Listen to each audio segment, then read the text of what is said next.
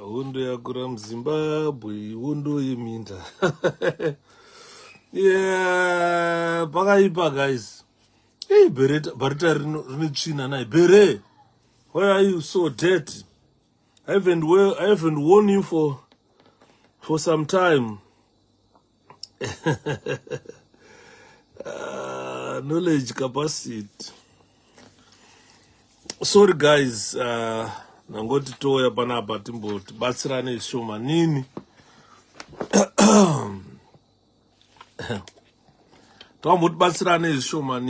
I want you guys to understand something. Ruby,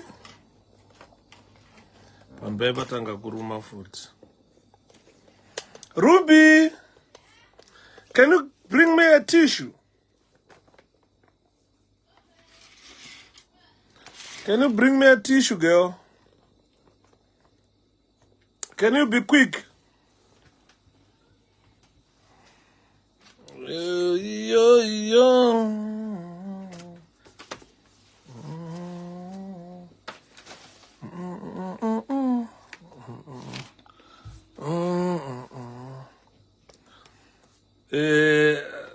Takangana zvataita kumusha.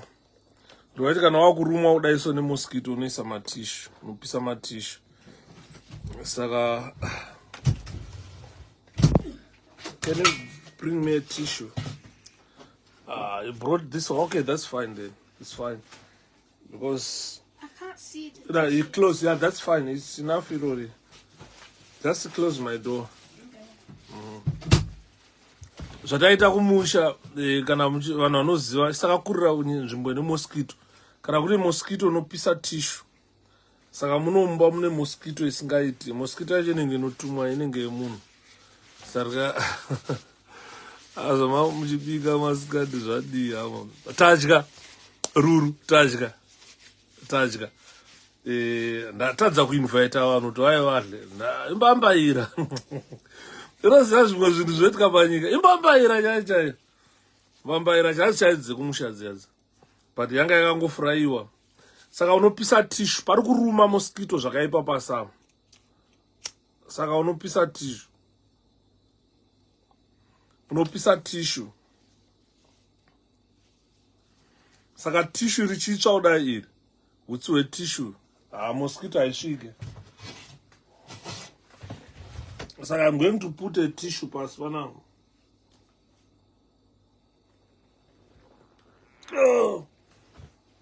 Right.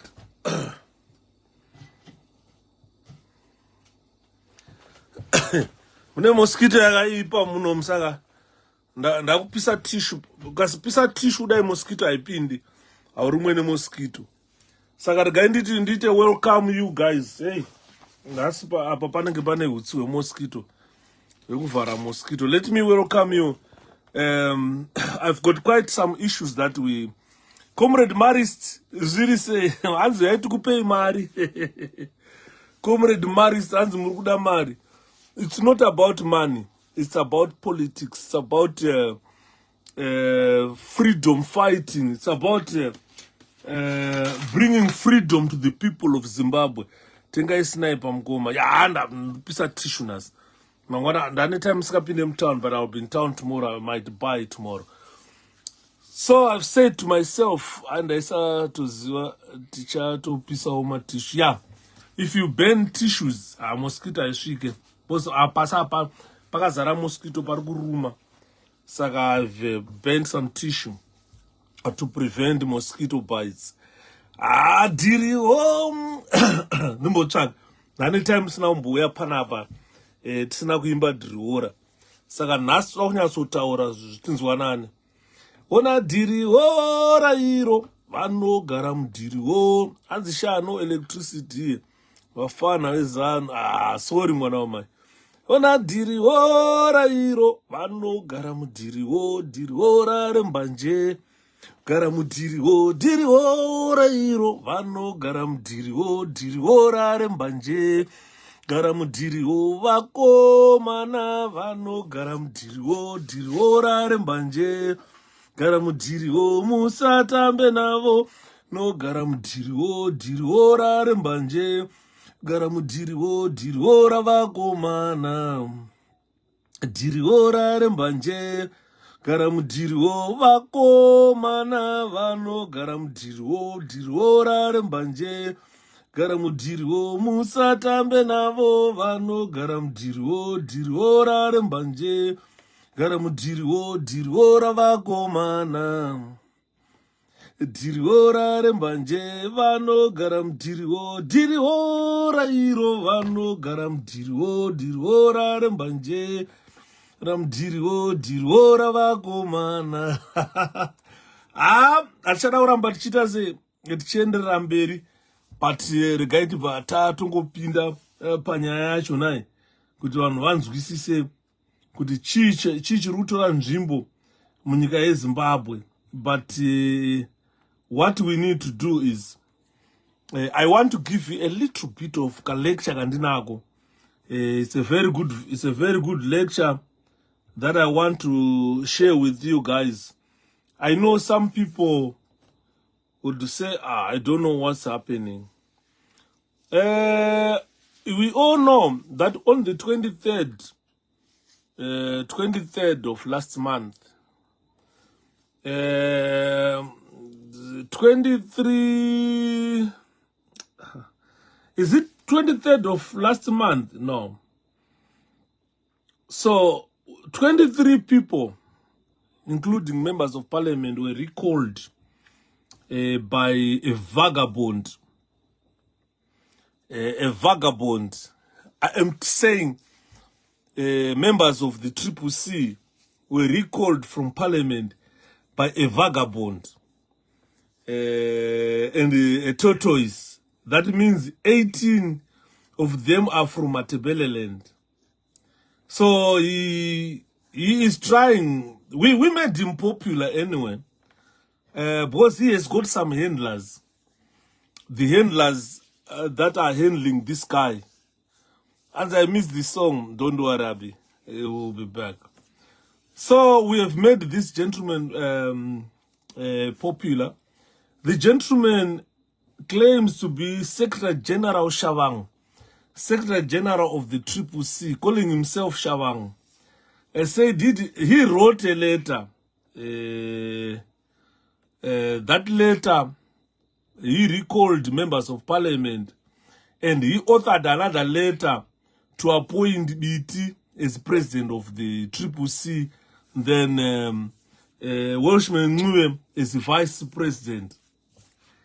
I know early in the morning, I made a post on my Facebook page where I posted this Zulu person, and then I said this reminded me when Indebelez were fleeing Shaka coming into Matabeleland, when the Indebelez came, or when the Zulus escaped the Shaka, coming to settle into Matabeleland.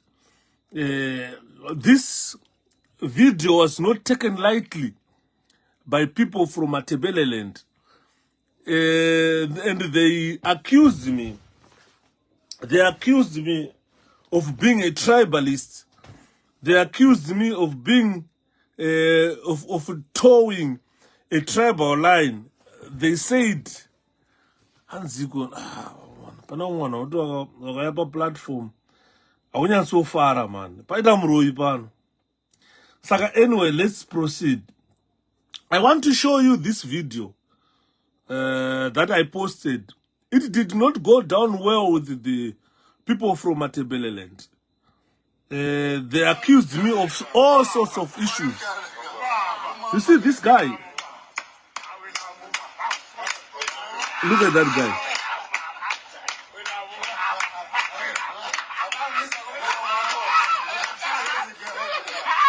He's a funny guy, funny gentleman. Look at him.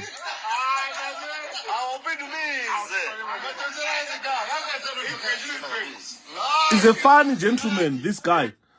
But if you look at him, I didn't look it tribally. No. When I posted this video, I actually meant what I said on the video. Anzi paita murui pano, paya paita murui. Pana Leonard Masamba, amurui. Muroi chaye varoi. Munoziva anonzi varoi. Muroi chaye ari panapa. Anonzi Lloyd. Anonzi Leonard Masamba. Musazomuti muroi because ndisawira wangu. Lobengula. Exactly. Ngoma Colin Gwature. Mauya nepoint yanaida kutaura. It's like you were reading my mind. You look at this gentleman who I posted in the morning. If you look at his features, he's pure Zulu. He's pure Zulu. There is no tribal there. The gentleman is pure Zulu. Unless if you are telling me,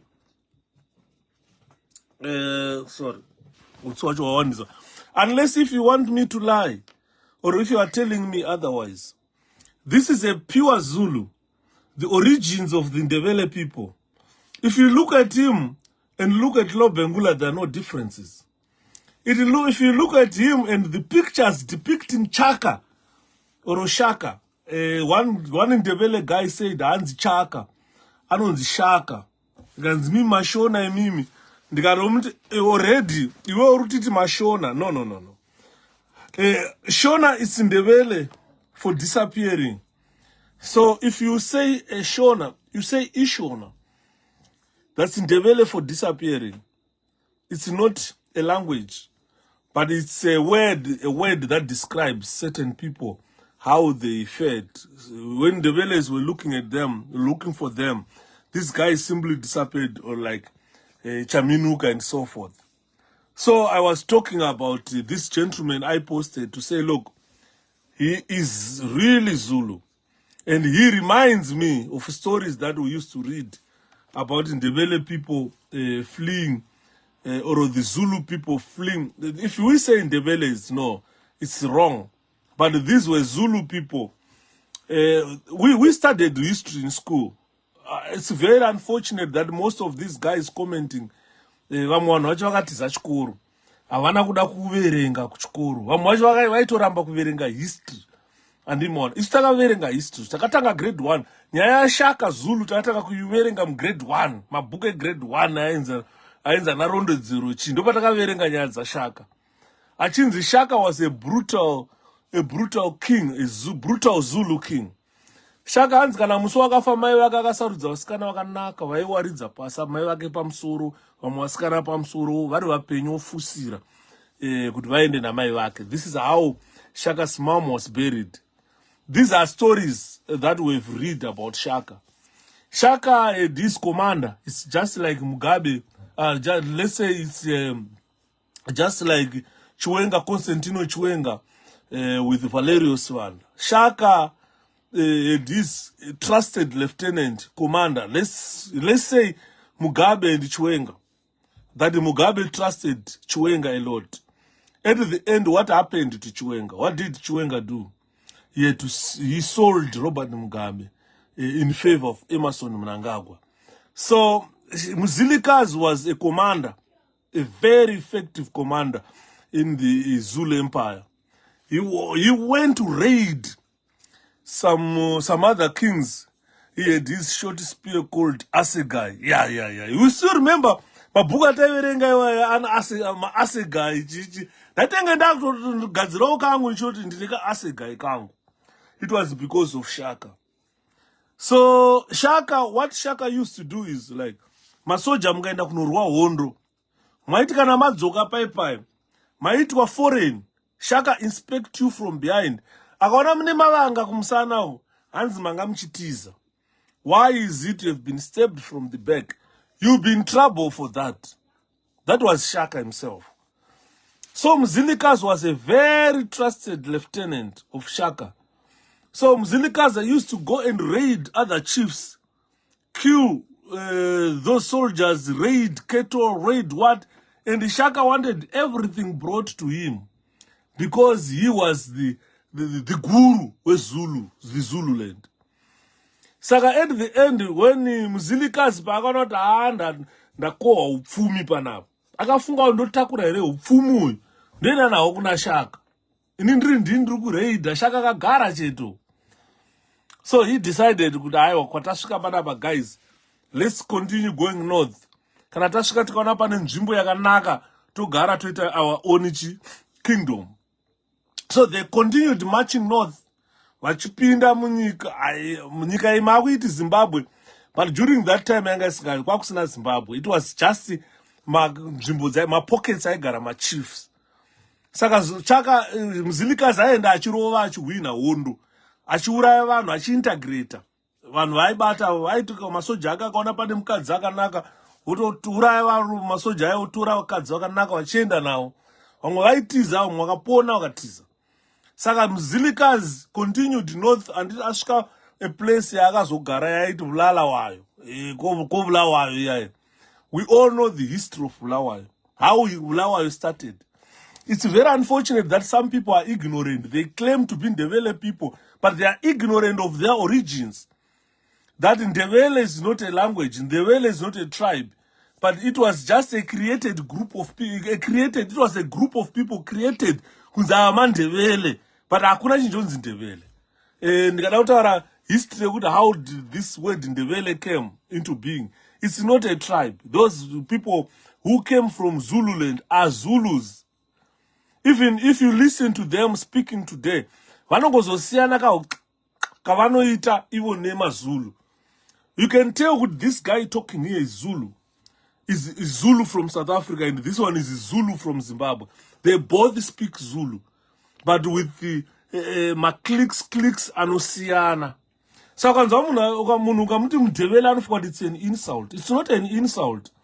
But at the end, the group that came there, they raided different tribes, integrated those tribes into one tribe, and they formed what we call today Ndebele. And the place they used to call Bulawayo, it was a place they used to go raid. All those other people captured there, Saka, this is Mzilikazi created Bulawayo. I don't know what Mzilikazi created Mtwakazi.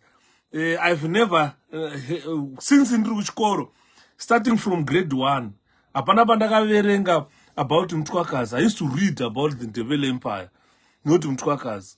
Kuzofaka Mzilikazi, Lobengula ashita take over, and kuzo disappear kwakaita Lobengula. Until today, nobody understands where Lobengula is. Where is Lobengula? Nobody knows where Lobengula is. Aka disappear Lobengula, ana guva. Because Lobengula was moving north now. From Bulawayo and Unana Zambia. Maybe aka jugani makarwe mna Zambezi. Nobody knows.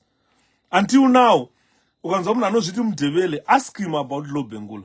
No one has got an answer where Lobengula is. Saka the history of Zimbabwe and the mama words in the valley are shown. Exactly, I don't understand. Mama words in the valley. Because there was integration. Kune mama shona, kune mama ndevela chaiti kana wakauya kuzorwa hondo mwacho vaibva vatotiza votopinda kumasho ishona yacho iyoyo. Vanhu vakaita integrate kushona kune mandevele words. Kundevele kune mashona words akawandisa. And vanhu hamuzive kuti why a Shona speaking person can take 10 years without speaking Ndebele as such garam Bulawayo. And Ndebele speaking person can take 2 weeks to speak Shona as such gara Gwarare. There is a reason why. It doesn't necessarily mean Ishona Ndebele is not an easy language in the park.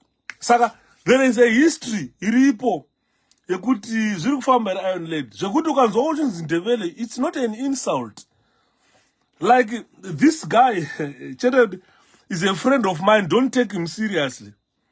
Ukatasa pa video pane ma comments akawanda apinda pana. Anzina Gari Twala, don't take him seriously. He's a friend of mine. I say whatever I want to Gary.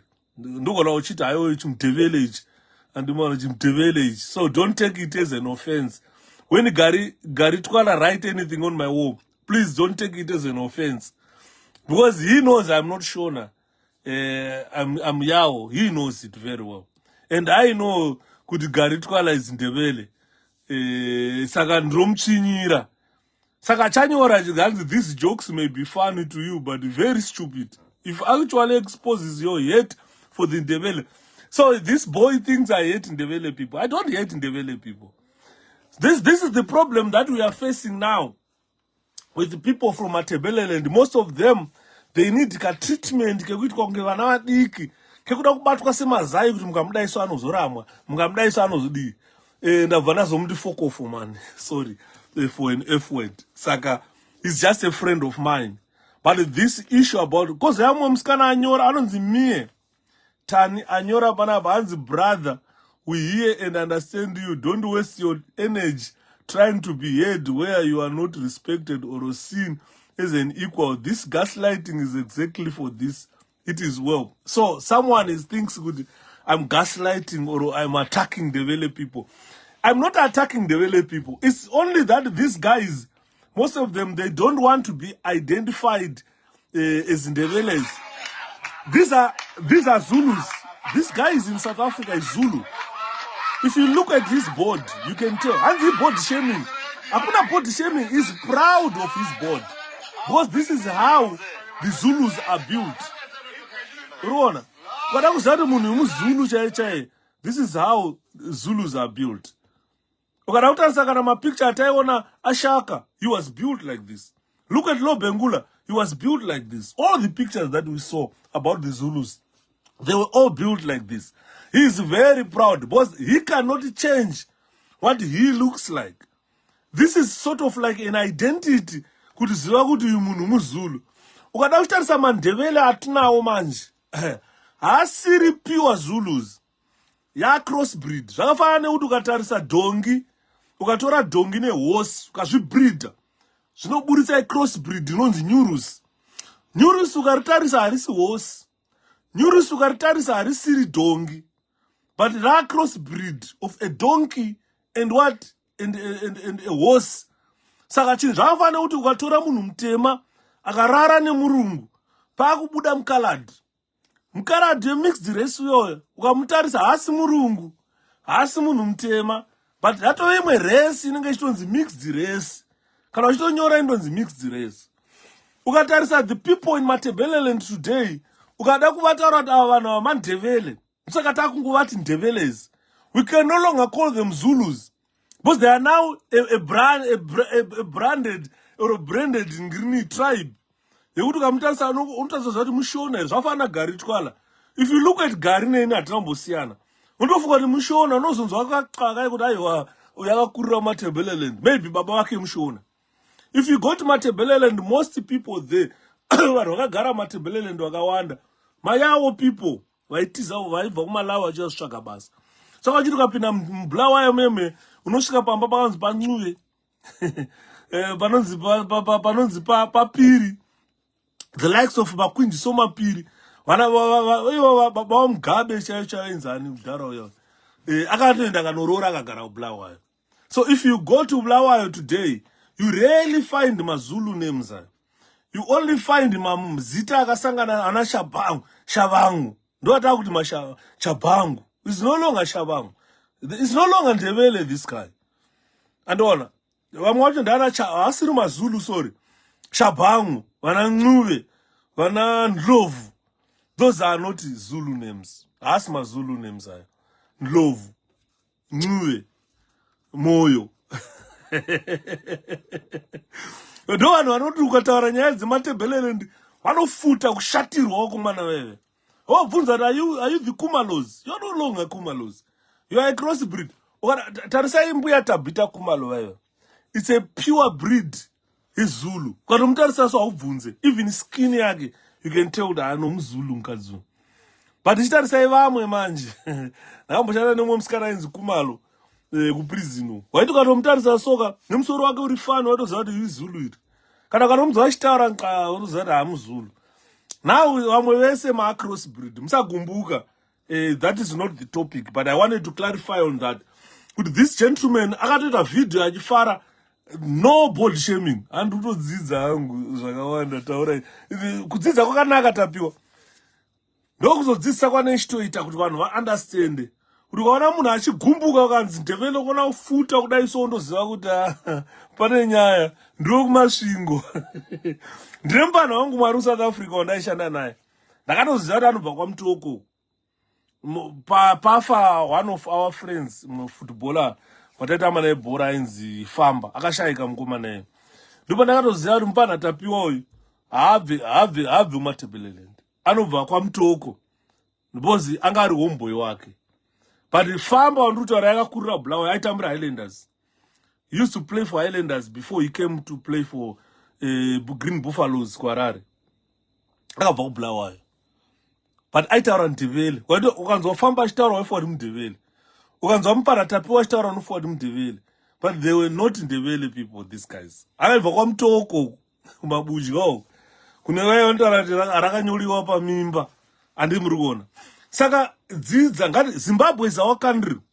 Ngati dzidzei kuziva zviri muZimbabwe. Let's not be ignorant of our history. We must understand our history. So this is why I wanted to clarify this point. Whoever anenge achifila kuti is offended, why did I post that comrade wangu taurai people need to know. Yeah, people need to know. Some are in Chipinge, exactly. Vanhu vari kuChipinge vaive Lucky.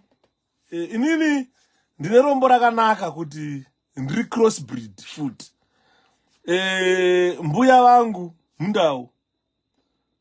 Mai vangu inini baba wavo Manyika. Vaive muPutukezi. Ndo Manyika. Mamosambikens vaive kunana Nyanga vaManyika vaive. Boza vanobva kuManika Manicaland province. Inonzi Manika kuManika province. Saka vanongozvinzi Manyika. Saka sekuru vangu inini vakazvara mai yangu aive Manyika. Mbuya vangu inini vakabara mai yangu aive Mundau. Mandau aya ukaenda kumatabeleland, ukaenda kuChipinge, unoona manems akanzi Muhlanga, Vadliwayo, Hlashwayo, Mutema, iwa ese masitandi kutaurayo. Anzaniko ukona se wana Muusha, anzi Muusha, Dliwayo, Hlashwayo, Muhlanga, wana Ncube vakazara. Those guys are from South Africa. Ma South Africans, wana Mutema, ma South Africans waniwe. Saka waitu ukatotarisa mbuya vangu, vanhu vekwana Solo, waitoona ma features acho. No, these people are not Zimbabweans, but they are South Africans. But because of migration, people migrate and they settled in Chipinge. This is where they are. Saka history Zimbabwe, the Stole, yes. History Zimbabwe, wana Mlambo. That's very correct.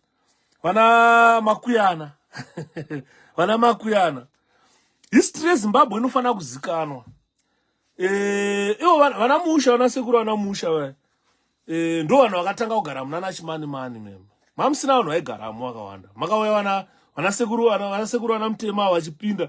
Kuzva vazonzi wana Mambo Mutema nana Chipinge vakatobva neunana South Africa. Ukatosvika mumasvingo vakawanda vanhu vacho. Saka history yeZimbabwe, it's a very important history that you guys must know. Ukaona munhu achipupuma furu kunzi anzi Mudebele, body iri kunzi ndiye muZulu. Hey, that's tribalism. Aiwa, that's a baby cry, Gary. This is what I'm against a lot of these Ndebele guys. Kuti vaneka baby cry. Vaneka kakuda kutreatwa zviri special kunzi anzi ukashepa dude ane matama akadai sobva anzi it's tribalism. Yekuti ataura kuti munhu muZulu. Tazobvunza ngati, did I lie? Is this guy not Zulu? He's proud of himself as Zulu. And anotamba jive dzacho Zulu dzacho. Saka it's not the topic of the day. I wanted to clarify on that. Kuti vakomana vekumatabeleland musangoti chinhu chese chaitwa mufunga kuti tribalism. Hapana tribalism. But reality yatiri kutaura pano kuti uyu munhu muZulu. And anobva atifungisa Ndebele people or the Zulu people who fled from Shaka. Hanzi nemwe hanzi Chaka, anonzi Shaka. Ndikati, iwewe wakamuona here Shaka iwe? Haumuzive Shaka. Iwe wakatomuverengawo seni. Vanhu vachi tiripo panapa hapana akamboona Shaka panapa. Kana timuti ainzi Chaka, kana titi ainzi Shaka, hapana zvakambosiyana paya. Hapana zvakambosiyana. Inini kana ndiri kuMashonaland uku, ndomuti anonzi Chaka. Iwe kana uri kumatabeleland, you can say is Shaka. Otherwise uri kumatabeleland ukatoenda kuSouth Africa unonorohwawo kune maZulu. Because a lot of our guys wanagara South Africa, they were not accepted by the Zulus. And these people are cowards. And those Zulus who fled from the Zululand, but you know, these are cowards. That's what they are referred to in South Africa. I don't see cowards. And you got around those guns, you are also Zulu. Think out on a shindeville, Futsek, Vapano. Don't go as you took up on a Vapano. Akuna Zulu anonziswanda. Akuna Mzulu anonziswanda. Akuna. Matonga wamwacha ndoko na manambia anobva ku Zambia, southern Zambia, south east Zambia, southwest Zambia. Ndokunobva vana ndlova. Manambia unana wange uko ndokazara ana swanda ana ndlovu matonga vazhinji vacho. So these tongas, they also got incorporated in the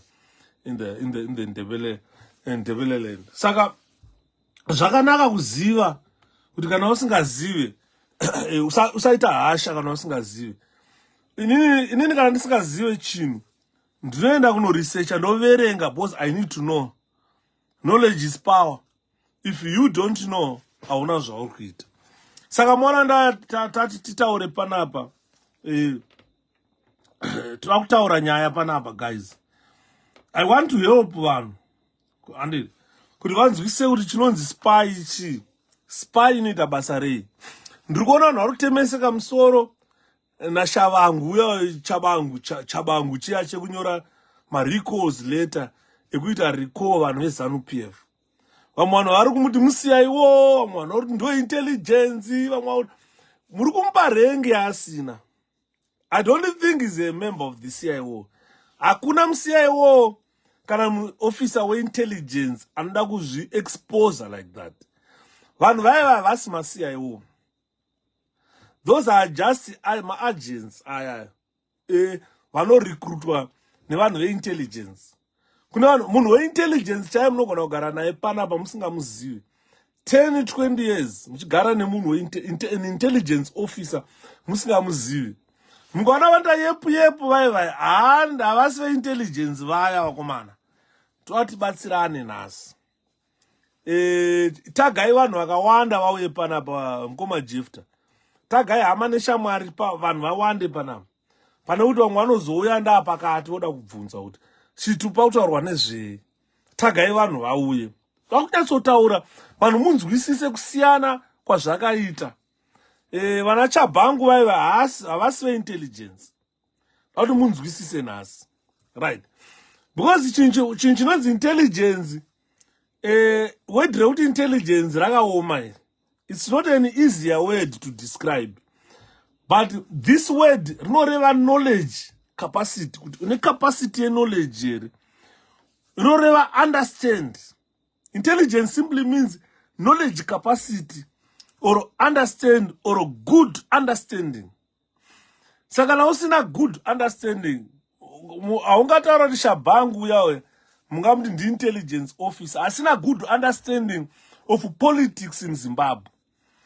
Tukutarisa our political situation, tubva mu-election, right? ZANU-PF yakazama kuda kubvuta 12 seats dzematebeleland vakaendesana kumakotsi kuita sei. Handi muri kunzwa vachida kubvuta already 12 seats. After that, zvisati zvasetla izvozvo, hakuna an intelligence officer who can strike again pa same scenario iyoyo. Haisi mhenika.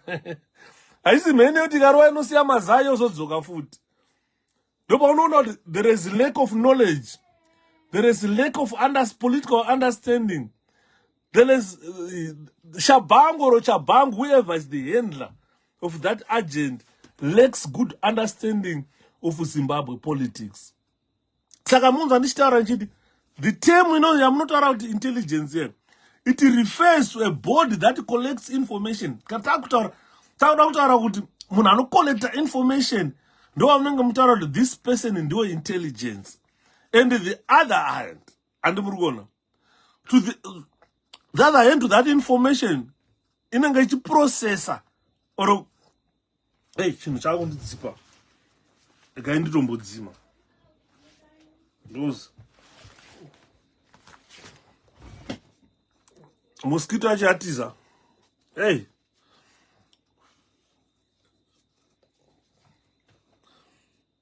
Mosquito achatiza. Yeah. Rotombodzima tissue racho. Because mosquito aimire pane matishu mosquito ndo zvatakakura tichiita izvi kunyika kwedu. Saka chinhu chinonzi intelligence, ladies and gentlemen, it's a very difficult word, as I've said. That in terms of politics, the collection of information of military or political value is something that we call intelligence. Mukaona Shabangu akashinyora tsamba yekuti recall members of parliament, hapana intelligence dzashanda paya. Ukada kutasa reasoning yacho, unonyatsoona kuti this guy is not knowledgeable, has got no capacity of knowledge. Munhu ango-actor with the impulse because he has been engaged by an intelligence officer as an agent. Obva hanzi iwewe takushandisa kuita zvakati, iwe wobva waita zvinhu izvozvo. There is no intelligence officer who want to blow his position out kuti azikane kunzi uyo munhu musiya iwoyo ndewe intelligence. You can live muZimbabwe for 50 days waberekwa, unogona kutadza kuidentify an intelligence officer. Aumuwane munhu yeye wandiri kutaura nezvake panapa, aumuwane. Vautwa munoona tiri peshuka tumaagents tuyati. So it is essential aid to police making kana tichitaura intelligence. Intelligence is also essential to military planning, and that should ideally provide timely warning of events, and which we would wish to anticipate an intelligence background for policy decisions. Varume vanonzi veintelligence vayo vanenge vachicollecta this information for police decisions. Ndosaka mungano ndakataura kuti Zimbabwe, tikataura kuti Zimbabwe iri kubirwa madiamonds, tikataura kuti Zimbabwe iri kubirwa chigoridhe riri kuenda, tine vanhu veintelligence pa airport ponzi pari kudzimwa magetsi, tine vanhu veintelligence. Tinotanga kuongororwa nedzimwe nyika kuti tine suitable intelligence to protect Zimbabwe. Zimbabwe at this juncture haina proper intelligence. Dai Zimbabwe ine proper intelligence, hakuna reserve bank amaibuda mari memwe. Pa airport apaismagliwa gold richibuda. Vana Hubert Angel avaiita zvavari kuita. Dai tanga tine proper intelligence in Zimbabwe. Andimon. Saka we lack intelligence officers who provide information. Kune ma-analysts of information, ma-consumers of information. Kuti izonzi information yauya pano yakuanalyzwa, neni intelligence yacollectwa, neni intelligence agenda anocollect. Yopuwa intelligence officer to analyze it. Popuwa good advice. Vanozonzi mapurisa akazoenda vakanosunga vanhu vanga vari mundege, vana Simon Man chinzi vakuenda kwakati. Intelligence haiende kunosunga, vanopuwa intelligence nemaagents, voita analyze that intelligence, voita hand over to the consumers of intelligence, vakaita sepolice, army, prison. Ndo vanozonzi chibata ine papapo. Musi wakati nguva dzakati pane ndege ichamhara paairport, inenge yakatakura vanhu asi zvombo kana inenge haasi magudzi. Saka imi mendai munoreidha musi wakati.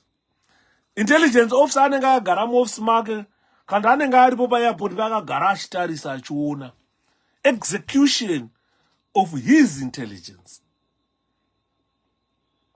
Andimona, his gathered information yakuitwa consumed national security. Security is different from intelligence. Security kune internal and external security. Kune vanoona nezve internal policies ne external policies. Koze yava vanozodila international security. Ma defense organizations against vana espionage, against Vana terrorism, iwa, inenge, defense, nsaka uchona, uchiti ukapinda muZimbabwe, unonzwa kuti kune Ministry of Defense. Because Ministry of Defense, inenge ichita consume intelligence, the defense, zinenge dzareizwa in terms of defense of a country. Mbate papo. Police, inenge ine security, intelligence. Dzavanopiwa kunzi intelligence izi mapurisa chenda imuno raida pakati T1 zviri sei mapurisa enda imunoita zvakati bosi panenge pagadzwa intelligence that will show whatever is being told, whatever is being informed here. Saka that is a special emphasis. Musaona anapombi adona vanonzikana nhasi vari kutora motikari dzeCIO kana dzengiri vachimhanya vachinoabducta vanhu vachienda navo vachinoburisa pfuti vachithreatena. Those are not spies. Haasi maspy aya, havasi vanhu veintelligence vaya. Saka intelligence is just a process, ladies and gentlemen, by which certain type of information considered important to national security is required. That is what we say we call intelligence. That information which is important to national security is required. When it's required, it is collected first, it is analyzed, and presented to the factors of decision. Mukazonzwa vachinzi sewiki uchivhaya apuwa 580 million nezesa. Chinotanga kupinda musoro mangu inini is where is the intelligence? Even if I was president of a country, anzi koma recalls, ameno pane question yapinda pana. Koma recalls haitwa kuzano. I am going to talk about it. I'm going to talk about it. Saka muri ndikutaura ndichiti kana taakutarisa about intelligence. Intelligence process, and process is where certain type of information considered important to a country or to the national security is required. That information must be collected. That information must be analyzed. That information must be presented to factors of decision making. Inotorwa information you analyze wapano yonzi ngaendeswe kuzinwa kunogadzirwa mvura inomwiwa nenyika yese kuJeffrey Morton wewe vanofana kuconsume intelligence. Unoziva ndikada kuuraya vanhu vese vari muHarare zvakanga pane zvaitwa muZimbabwe zvanga zvauraya the whole population of Harare. Atanyanya kundijairira. Kwakanohodwa cyanide. Maminista enyu amunoti ana July Moya, vana Ignatius Chomba, they approved consignment of cyanide. Kuti cyanide iunzwe muZimbabwe vachinzi water treating chemicals. Dai vakangoshandisa cyanide iya kutreata mvura vaitanga kufa vanhu veku-waterworks vacho. Cyanide haikumise unofa ipapo. Saka vaida kutreata mvura yeHarare necyanide voipomba kuisa mumataps vodira mvura cyanide yese. Harare yese yaipera kufa. Yes, hakuna isara muHarare necyanide. Yakanga yatengwa naIgnatius Chombo. Yati consignment yabva kuSouth Africa yachinzi water treatment chemicals. Saka kana zvadaro tinobvunza kuti vanhu veintelligence varipi? Where is the intelligence? Because that is a threat to national security. When someone is buying cyanide as water treatment chemicals to treat water and pump it into Jeffrey Water Works and pump it to Mavuku, pump it all over Harare, that would have killed about 3 million people in our country. That was going to be something else in Zimbabwe. So, the purpose of intelligence is to collect that information, pass it on for analysis, then gives it to consumers. Army cannot survive pasina military intelligence. Apana. Ministry of Finance cannot survive. Pasina intelligence. Prison service cannot survive. Pasina intelligence.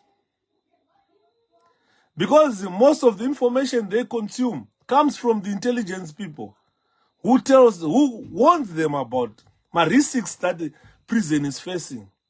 Panenge baka collect information. Saka, it is a very important word that you guys do not understand. Saka, intelligence, you know what we call single collection processing report, single collection processing and reporting, right?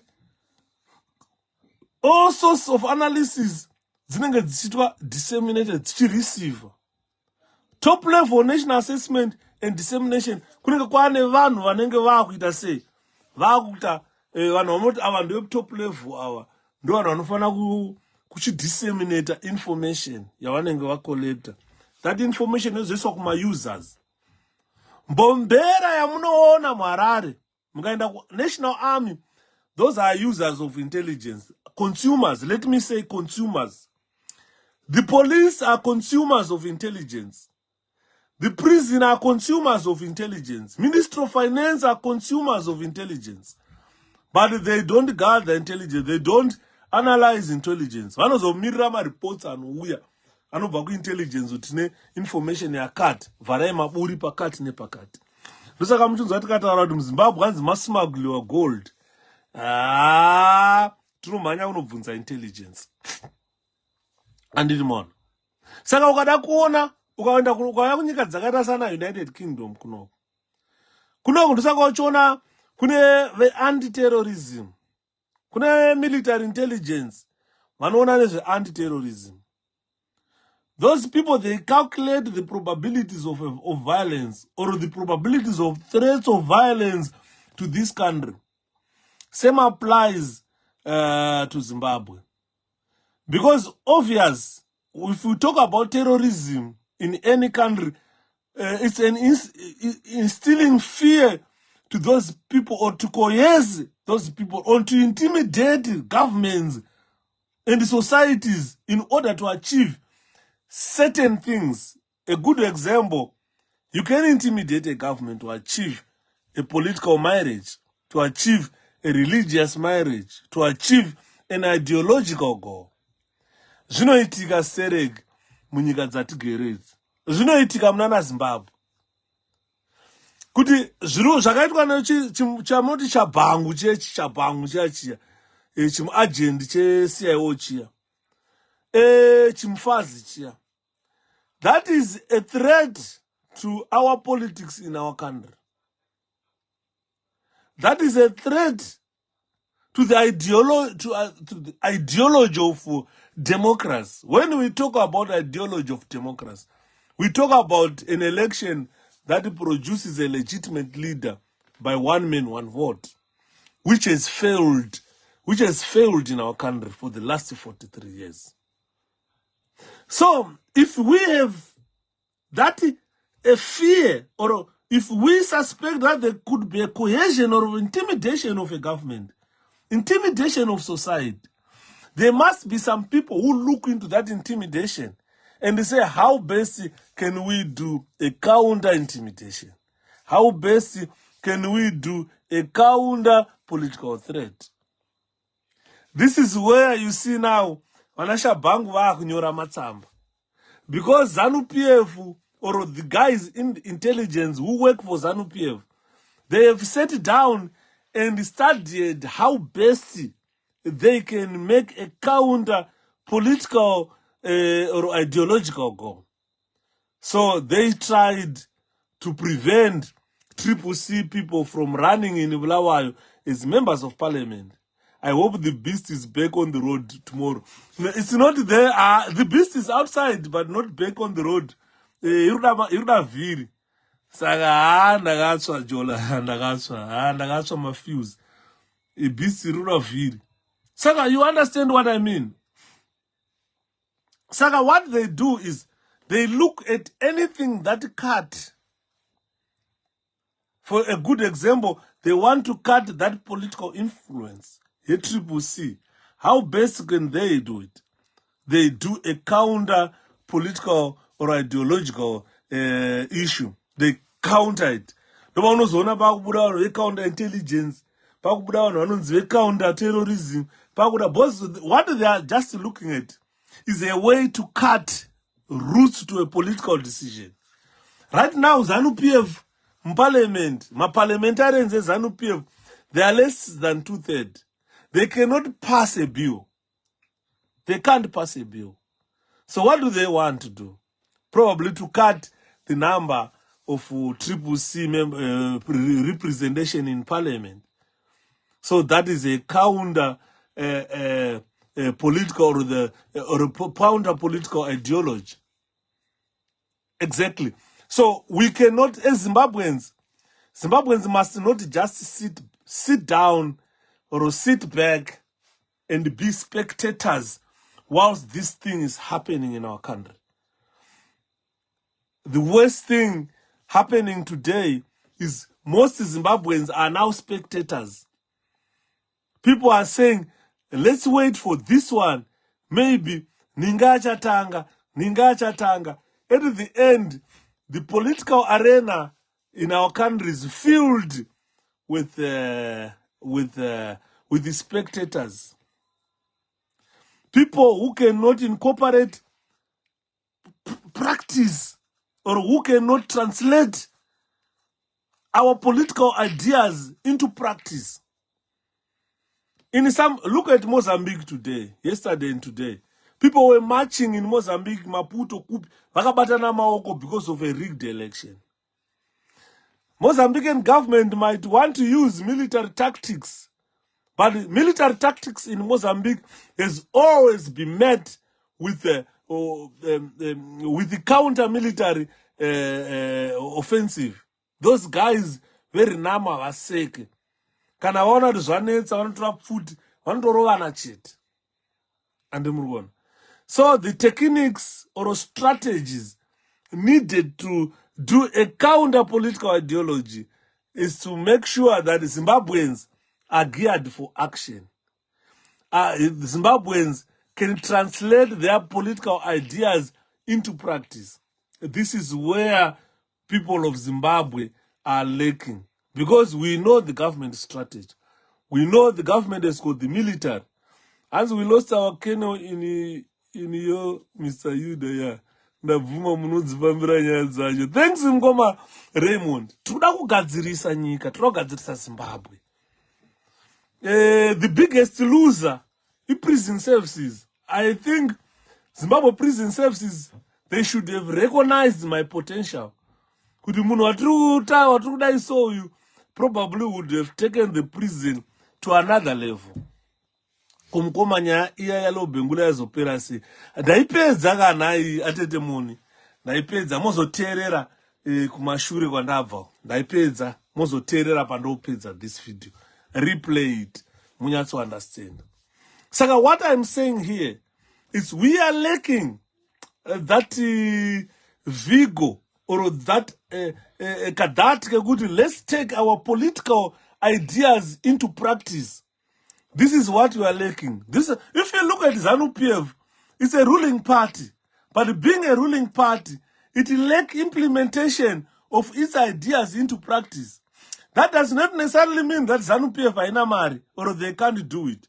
But they lack that vigor of translating whatever they have in their mind into practice. Nasim Changwano Miraita free education in July 2018. By July 2018 or August 2018, China introduced a free education to the country. Now it's 6 years down the line. Ask them, where is the free education? They can't translate their ideas into practice. And network hashtag thanks at it. You understand what I mean? This is what is lacking in Zimbabwe. We are lacking someone who can translate whatever ideas we have in practice. For the past 43 years, ZANU-PF had ushered all the ideas necessary for the development of a country. Ideas that even if you sit down and listen to Mugabe, you sit down and listen to Banana, you sit down and listen to Mnangagwa and the likes. Everyone, every leader who came in Zimbabwe for the last 43 years, spoken probably theories and theories of development. Apana theory isina ku discuss from Zimbabwe in terms of development. But if I take you back to the Japanese era, soon after Second World War, Japan produced rubbish. They were doing what we call mass production. They were doing what we call mass production. And they produced zvinhu zvekuti vaingoda kufeeda their population. But they forgotten that Japanese could hakuna kwayaienda that idea, a mass production. So at the end, Japanese leader akazonotsvaga umwe mufesi, an American soldier ainzi Edwards Deming nemumwe wacho ainzi Juran. These were the fathers of quality control in Japan. They came, sat down with the Japanese, produced high quality goods.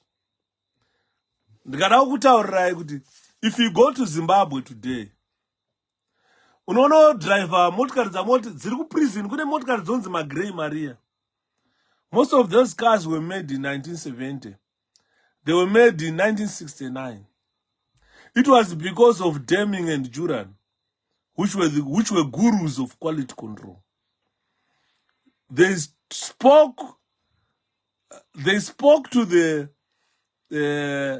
Japanese that, look, even if you do mass production, muri kuproduce nje kuti munodya nhasi chapera, mangwana you need to produce, muchaita run out of raw materials. Why can't you produce high quality goods that can fetch high price per market? Zvakafanana nemotikari dzanodriver ukaya ku-UK. Ndakuudza chimwe chinhu. Ukatenga maVauxhall ane lifespan. Vauxhall yaenda. Tenga BMW.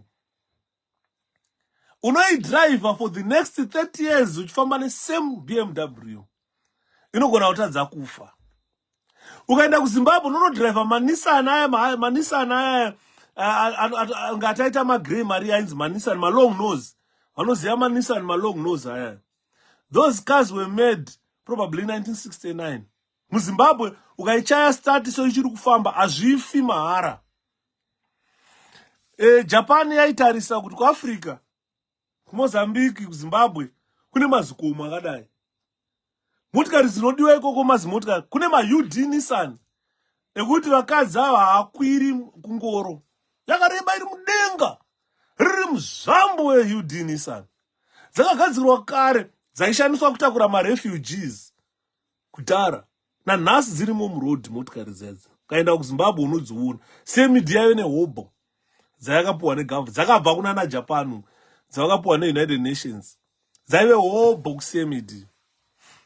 Saka tiri kutaura about quality control. Ekuti kana muda kuti nyika yenyu ienderere mberi, itai zvequality control.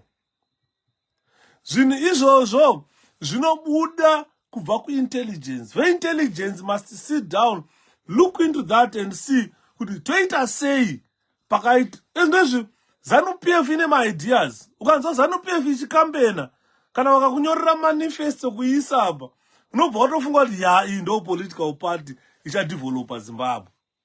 But if you look at them now, look back to 2018 when ZANU-PF rigged the election with a very good manifesto. If you read ZANU-PF manifesto at 2018, neonogutsikana kuti aiwa iyi yakanyorwa nemaprofesa vanhu vaiziva zvavaiita. But those guys zvavakanyora zvacho chakaitwa implemented or chakaitwa translated into practice chi. Go back to 5-year plans dzaitwa neZANU-PF. Kudhara vaiti ma 5-year plan. Kuti kubva 1980 kusvika 1985 we must achieve this. By 1985 to 1990 we must achieve this. But go back, look at those 5-year development plans dzaitwa neZANU-PF. They never implemented, they never translated any of those ideas into practice. Ndakaseka murume aitaura nyaya yemvura yekuHarare. Zvikanzi yonzi lecture yakavakwa nemabhunu iya. Kuzi Harare kwaifanira kuva kwainzi Kunzvi Dam. That was gonna provide about 1 million or 2 million people with water. Lecture yakanga oro Jeffrey Morton iya yakanga kagadzirwa to supply about 600,000 people mvura. Harare ane 3 million people. Pombi dzacho dzadiki zvokuti they cannot pump mvura inogona kuseva 3 million people. No. They should have put that in translate that in practice. Patichasvika 2020 muHarare munenge mane vanhu vangani. What do we need to do? Izvozvo zvinoplanwa nevanhu. Vanhu intelligence should gather that. Ukagara pasi uri weintelligence unotora ma-census reports ese. Kubva census ya 85, 95, ya 2000, 2005, and so forth. Ukagara pasi nema-census reports anokuudza kuti muZimbabwe 1985 mama mune vanhu vakati. Kusvika 1990 muZimbabwe mama ane vanhu vakati. So a percentage of development or a percentage population increase yanga yakamira zvakati. From there to there. So you can predict kuti patosvika 2030 Zimbabwe muHarare munenge mane vanhu vangani kana muZimbabwe munenge mane vanhu vangani. And put your policies or plan ahead. Pamunosvika 2030 munosvika makaplana. Apana, you won't have ma-shortfalls amuri kuona ari kuitika ezvinezvi. Saka chiri kunetsa is incorporation of the practice ye-intelligence, the practice yema-techniques avanenge vachifunga, ne-strategy of the government. They lack a translation of those things into practice. Ndosaka uchiona our government in Zimbabwe is so frustrated. This is why uchiona vanhu vakadaro vati yeah, they just send the military to shoot people. They use law enforcement to attack Zimbabweans. And that drove away a business in our country. Ndosaka muchiona munyika medu hakuna kana investor anouya in such a country. If you read report yakapuwa neSADC, final report yeSADC, don't dismiss that report. Don't dismiss it. It's a stone yakapuwa Goliath. Yakapuwa David naMwari who's go attack Goliath. Ukanza wachamisa wachiti God is in it, musashora mavhesi. Because iro riya report yaya idombo. Rangomirira kuti imimi muite sei? Mu-action. Pasensa zabo. Maura ya mkoma. Ndo chokwadi rei. Kuti munhu ukatora census report ya 1985. In 1990, there is always you see a trend, an increase in population. 85 to 90, there was increase in population. 90 to 2000, 90 to 95, there was increase in population. Until now, there is increase in population. Kusvika Mwari vatotuma COVID, kuti COVID mbonouraya. Vanhu vari kuwanda. Nyika ine a way yaenda kill its population. Andiri mon. Saka tiri kutaura tichiti business arisimuke munyika isina intelligence. Zvese zvamuri kuona zviri kuitika muZimbabwe zvezvi, vanhu vanotanga vabvunza kuti where is the intelligence to combat or prevent corruption? If we lack intelligence officers or atina, let me roughly say at this juncture, at where we are in the moment, at the moment, Zimbabwe haina intelligence officers. Ine operatives chat who collect information, but we don't know where the information goes to. Because if we had an intelligence department in our country, by now ngada tisingaone mahumbwe atiri kuona aya. Mahumbwe are with come to England, go to Japan, go to Egypt, to German. You can see the impact or the effects of intelligence. De tukuya kuya ukapinda kana one tumbanje twako, 2 minutes wabatwa. Wabakwa. Ma airport awaya usoka chona kana uchiya ukamonera vamwe vaimedza madrugs vachipinda nawo. Ezo upinde naro dead. Because they have upped their game.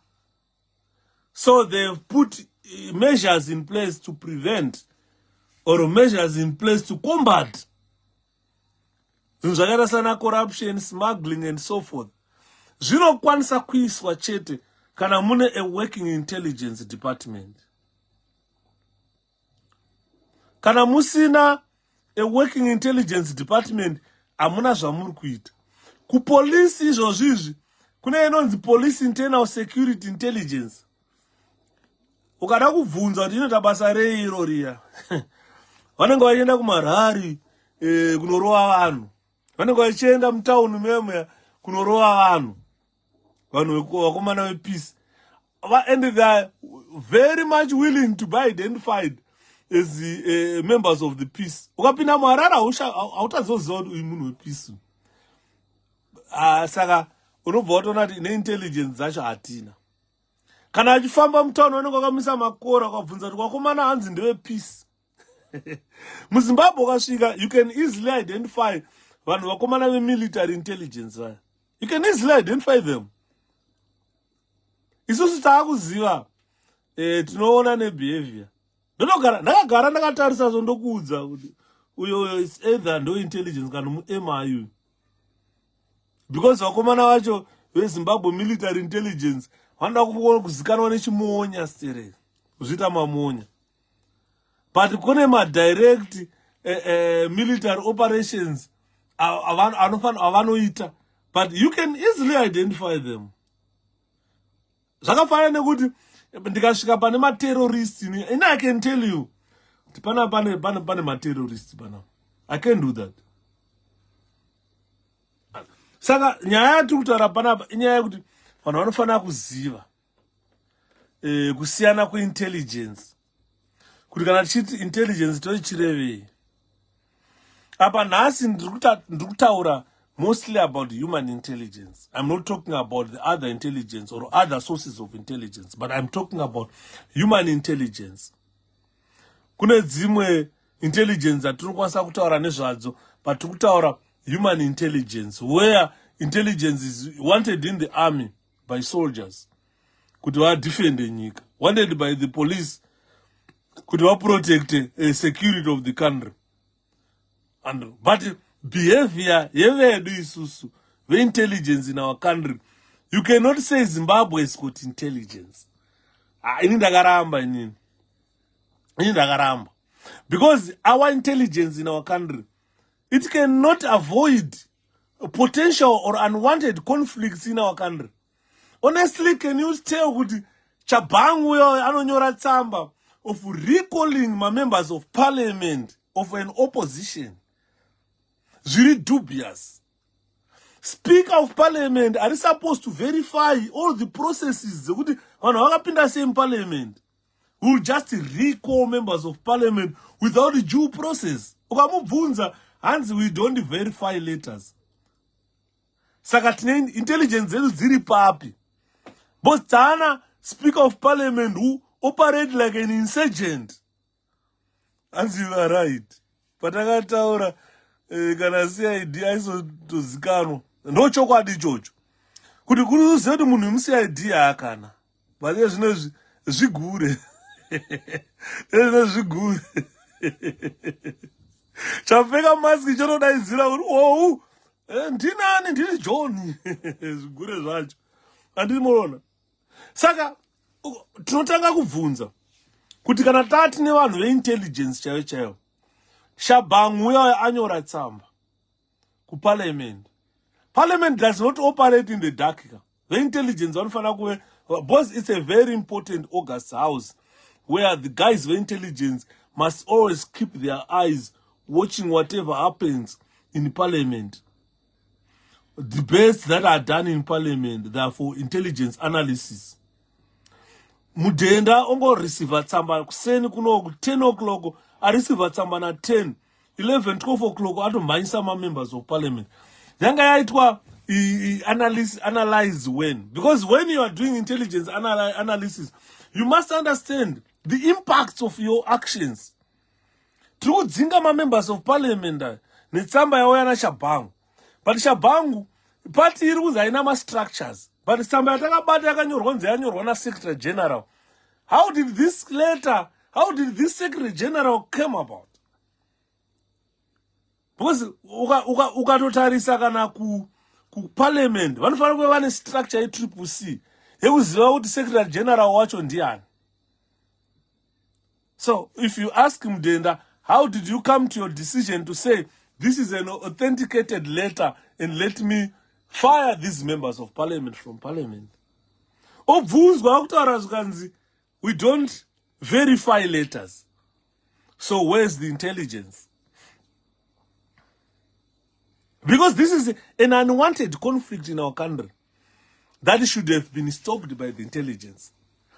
It's not just unwanted in our country, but all other countries have got their eyes on Zimbabwe.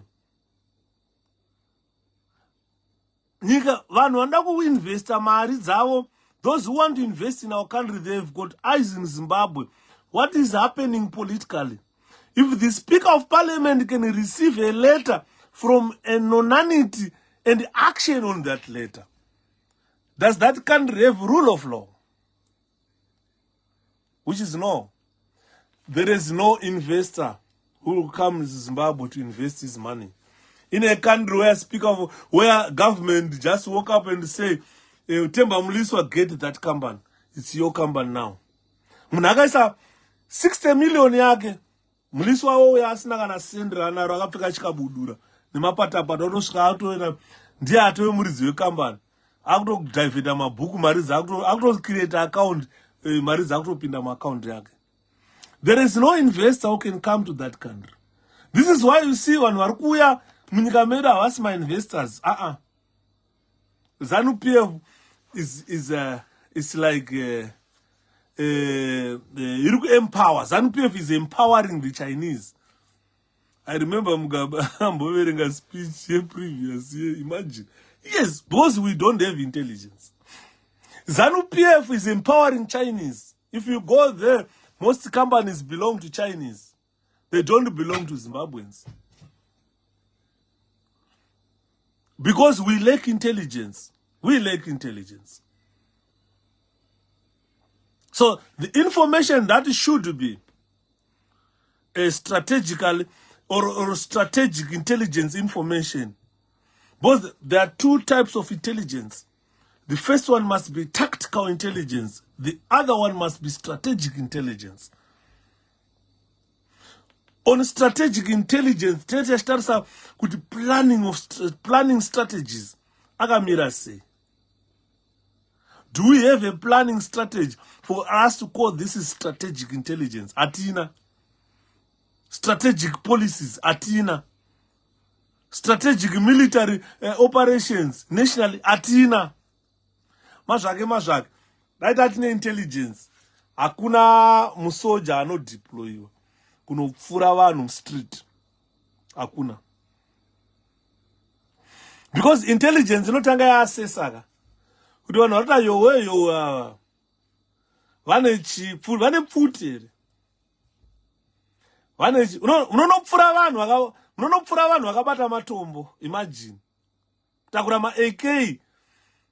Unopfura vanhu vakatakura madhishi emadomasi, vanhu vakutengesa madomasi. Thank you, Atedele. Saka, when we look at our tactical strategies, intelligence, Zimbabwe, aina. Because when we look at tactical intelligence, we look at human intelligence. What type of intelligence do we have? What type of information our soldiers need? Is that information being solicited and given to the responsible authorities? So tikatarisa kuna planning, strategy, policies and military operations, which are like strategic intelligence. Atina zvini izvozvo. Saka ndiri kutaura ndichiti, as Zimbabwe, we are operating dangerously. We are a country kuti dai kune dzinyika dziri interested in invading Zimbabwe. It does not take them a day. Zimbabwe inenge yainvadwa because we lack intelligence. Intelligence asitse kuunganidza vana vako because you are the president of what are you, uchaita minister ozvakati, uchaita minister ozvakati, uchaita minister ozvakati. That alone shows you lack intelligence. Mnangagwa lack intelligence. You can't do that. In a country, you can't do that. Because what you are looking at are financial gains and financial assets for your family. You are not looking at protecting Zimbabwe. You are not looking at protecting the country. Because once the country does not develop its infrastructure, that means that country is gone. Kan nyika yaenda haina infrastructure. When you see a country that lacks infrastructural development, that country does not have human intelligence. Aina. Because there is no one who can gather information that can help you make decisions and policies to develop a country. Go and see what Dubai is like. Go and see what Dubai is. Zimbabwe is a country in danger. The risks that are in Zimbabwe are of a concern. Saka muchinzwa ndichitaura nchiti, it all takes individual Zimbabweans to come to terms with whatever we have at the moment. Because no one in our country can safely collect valuable information to make decisions of development or developmental decisions or policies of our country. Apana so far. The intelligence very busy with Akuba. We cannot call them the intelligence. Both have asked for intelligence. I've asked for intelligence. To be honest with you, we lack one way intelligence. Saka ndachita ndachimbounganidza tumanotsi twangu ndichana kuti kana ndakupai presentation iyi ndoda kuti munzwisise kuti what does a spy actually do. I was looking at a lot of information that I was researching. Ndichitarisa how wana MI6 here, wana CIA and so forth, how these organizations operate. Although this could be outdated, but it has got something that you guys need to listen to and need to understand. Because people need to know what we actually mean by saying a spy and what does a spy actually do. Natanga about intelligence. A spy is someone who gathers intelligence. But what produces, what procedures does a spy go through to get that intelligence? Because if you look at nyaya chitaura yekubulawayo yekuti Shabhangu anongomuka onyora tsamba okanda kuna Speaker of Parliament, the Speaker of Parliament 2 minutes atodzinga members of Parliament. That shows we lack intelligence procedures. We don't have intelligence procedures. Aiko intelligence zinongoitika sei ivo munangogo pasina kana classmates yavo wani zvayo. Andimona. So people either imagine a spy. When you look at people, when they think of a spy, inini what I encourage people. Imbona ima films anonzi ma spy films aya. Nodati muone, especially James Bond. Ukaona uri an intelligence officer kana uri spy isingawache James Bond.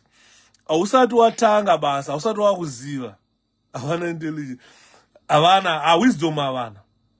If you don't watch James Bond, ndodati kana vari panapa mutange mawacha James Bond. Mafilms akanzi James Bond tengai mumaone. Kana mukaona pamunowana mahara rione irese. Ndodati muone intelligence. Ndodati muone intelligence. If you look at usafunga kuti zviri kuitwa pai fiction ka. That is how a spy should operate. Zvaitwa na James Bond izvo. So people either imagine a spy abseiling down the side of a tall building before carrot chopping a guard anenge aripo, then delivering a box of chocolates to a young woman anenge ari mumba imomo. President Jamza said Zim is like a zip yakafa. Is zip yakafa no chocolate? Or you can imagine, or they go to other extreme and imagine that spies are little more than low-class diplomats, hanging around in the places, reading lots of dull paperwork, and keeping their ears on the ground for the right snippets of information. Ladies and gentlemen, the reality is that in an intelligence service, there are two types of officers. Nodati mubate presentation because ndaigadzira manotes kunyatsokupai zvakakwana andisoda kupai rubbish information. Nodati muve ne-rough idea. Mapedza presentation iyoyo mozondiudza kuti mune intelligence here muZimbabwe. Dai ndanga ndiri ndini president of that country, I would start today kuti vakakana ndaifuka ndine vanhu intelligence vaya nombovakanda kune mamwe security forces nombotanga kurecruita vanhu. Because paya vanhu vaya hapana intelligence ozikanwa paya. Because tine two types of officers, especially kana uchienda kuintelligence. Tine vanototi ma-field officers, toziva vatoti ma-desk officers in terms of intelligence. Right? Ma-field officers who actually live and work abroad. I am my desk officers who supply most of the administrative backup for active operatives. Because kunema active operations, feed the back information to the desk officers. Because these desk officers, they are often, you can call them field officers who are being rested or who are being retrained. Ndiri president of Zimbabwe, I could retrain all and my operatives. Because pane vamwe utonoona kuti vaa useless in this field. Kudhara kuCIO, right? They used to eliminate you. Kana vaona kuti vapedza newe vakushandisa, vapedza zvavanoda, dush, urova pasi, bye bye. Ndo kazhinji zvinoitwa ma-spies. Spies, in most cases, they are always put down. Kana vachinge vapedza kushandiswa. Ndakupa a very good example.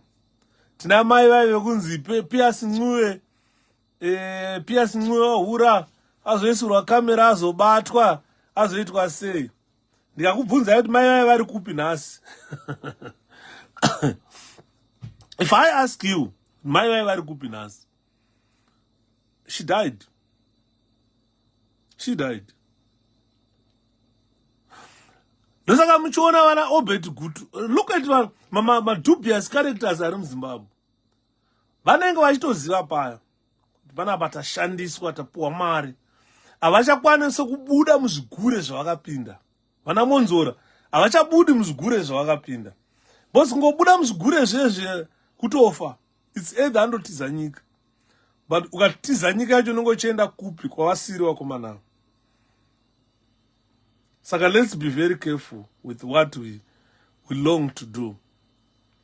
Because if you look at desk officers, these are often field officers who are being rested or being retrained before returning to active duty.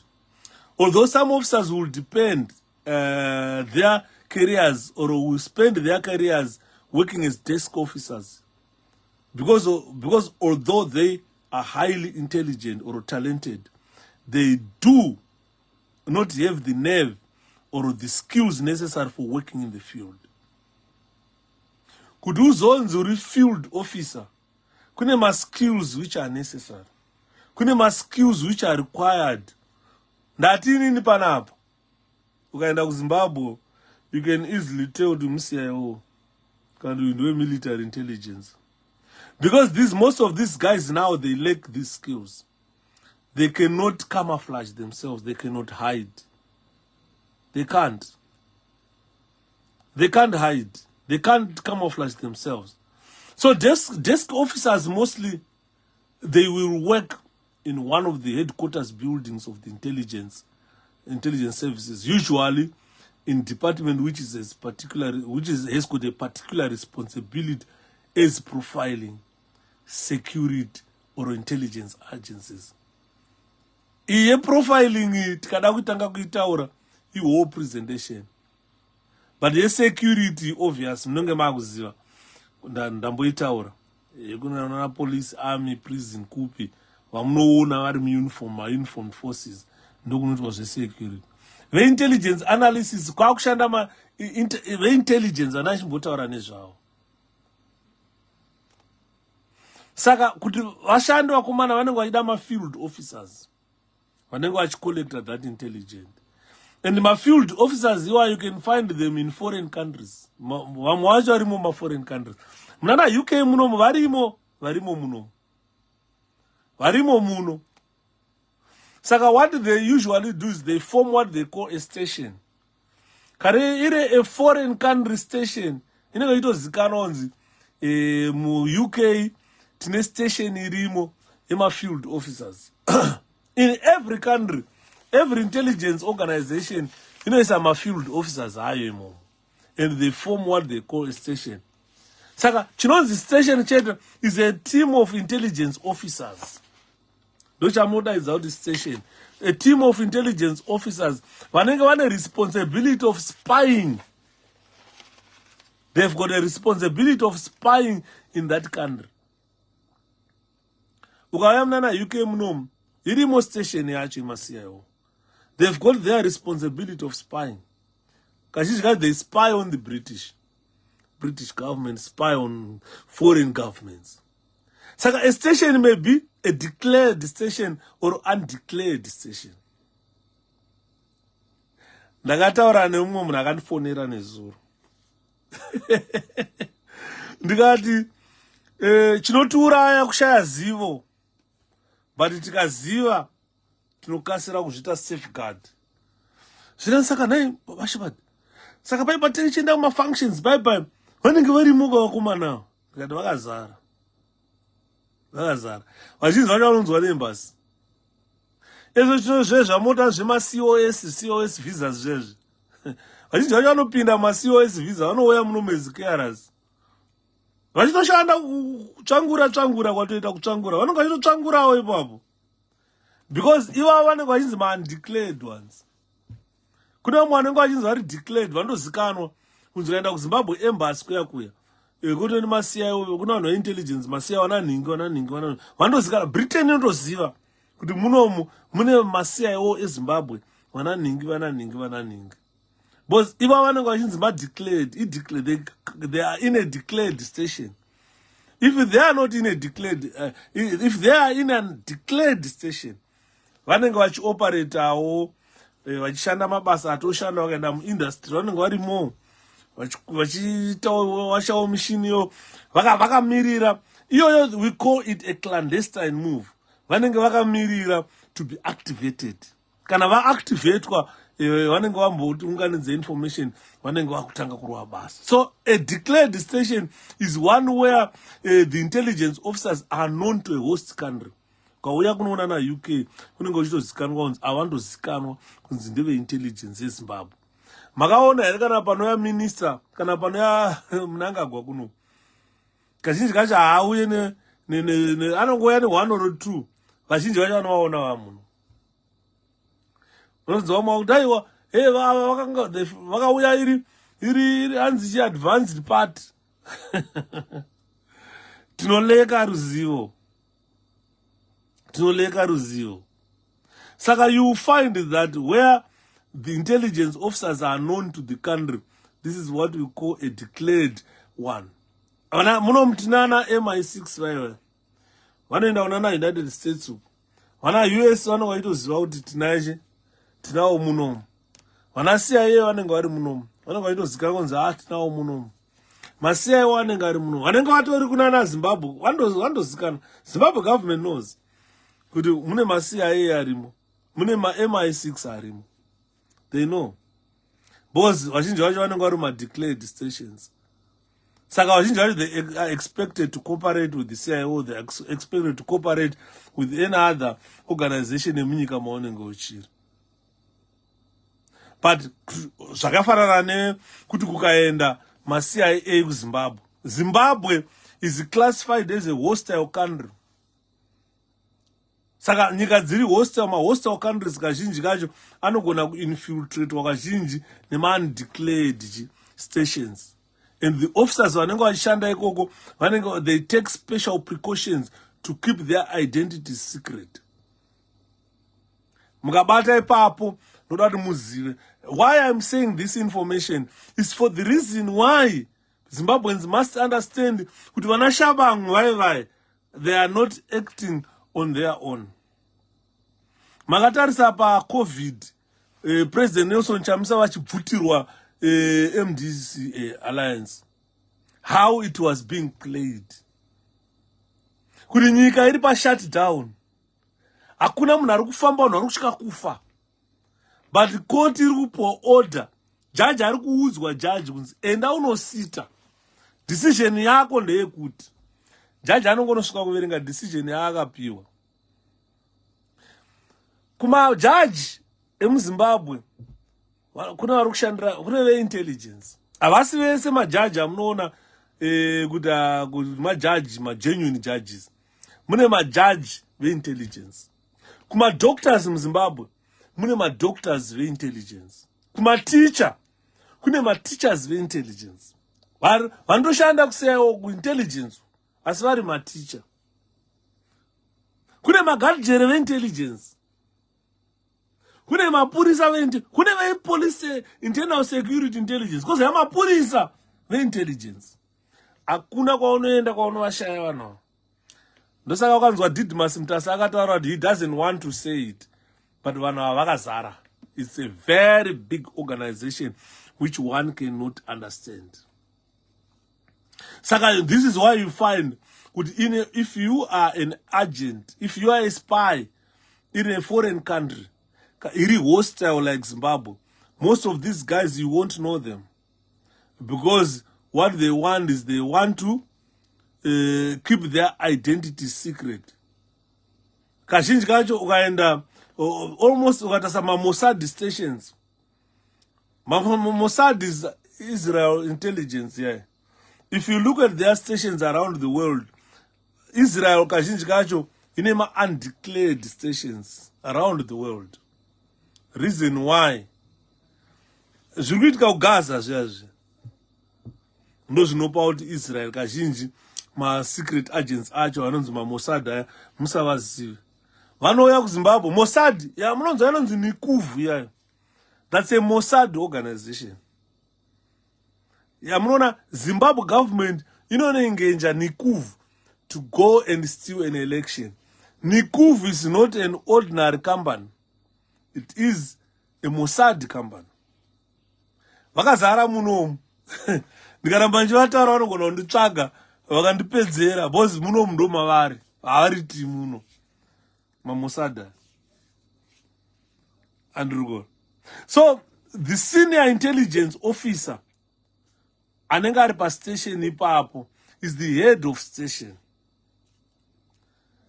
Those people's duties, they will usually work from an embassy. Because embassy, every embassy in the world is a declared station inotozikanwa kunzi vanhu veintelligence vanoshanda imomo.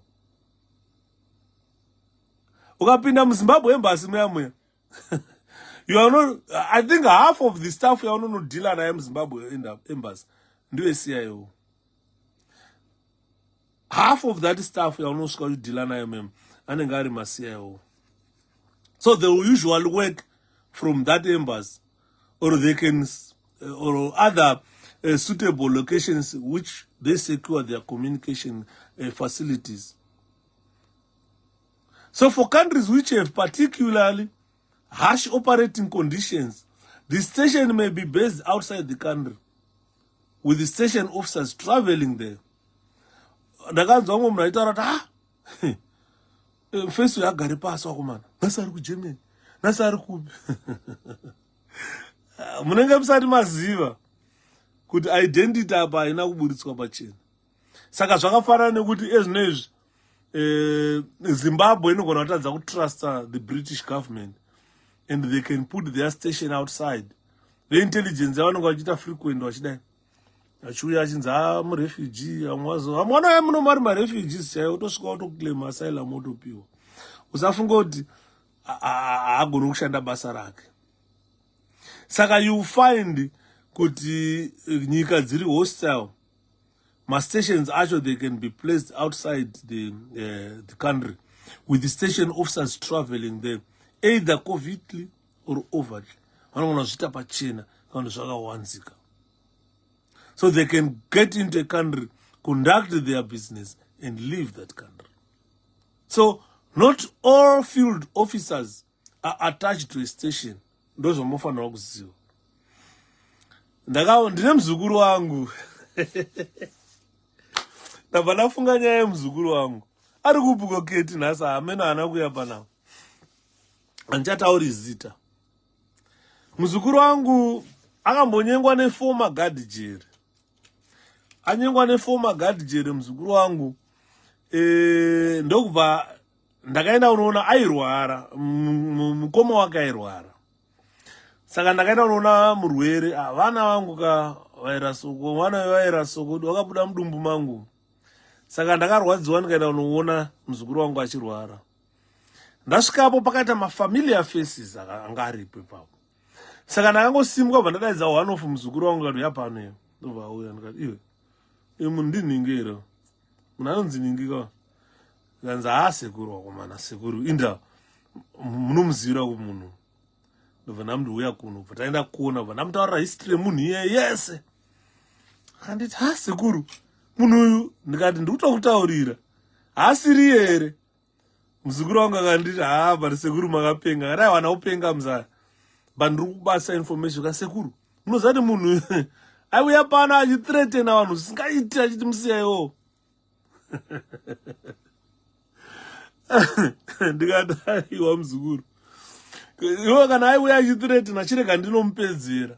Ndobva ndapindamo, takabva tagara pasi taura zvedu. Ndobva ndaitanga nyaya yacho, vanhu vese vakateerera. Ndikati ko bhururu uri sei? Atsauright here. Ndikati handiright. Ndikati wandiziva here? Ndakana akala hadzina kundiziva ipapo. Ndikati unondiziva? Zvikanzi ndikamundoraiti ndonzi ningi. Zita ndoriziva. Ndikati oraiti sanoriziva asi munhu haumuzive.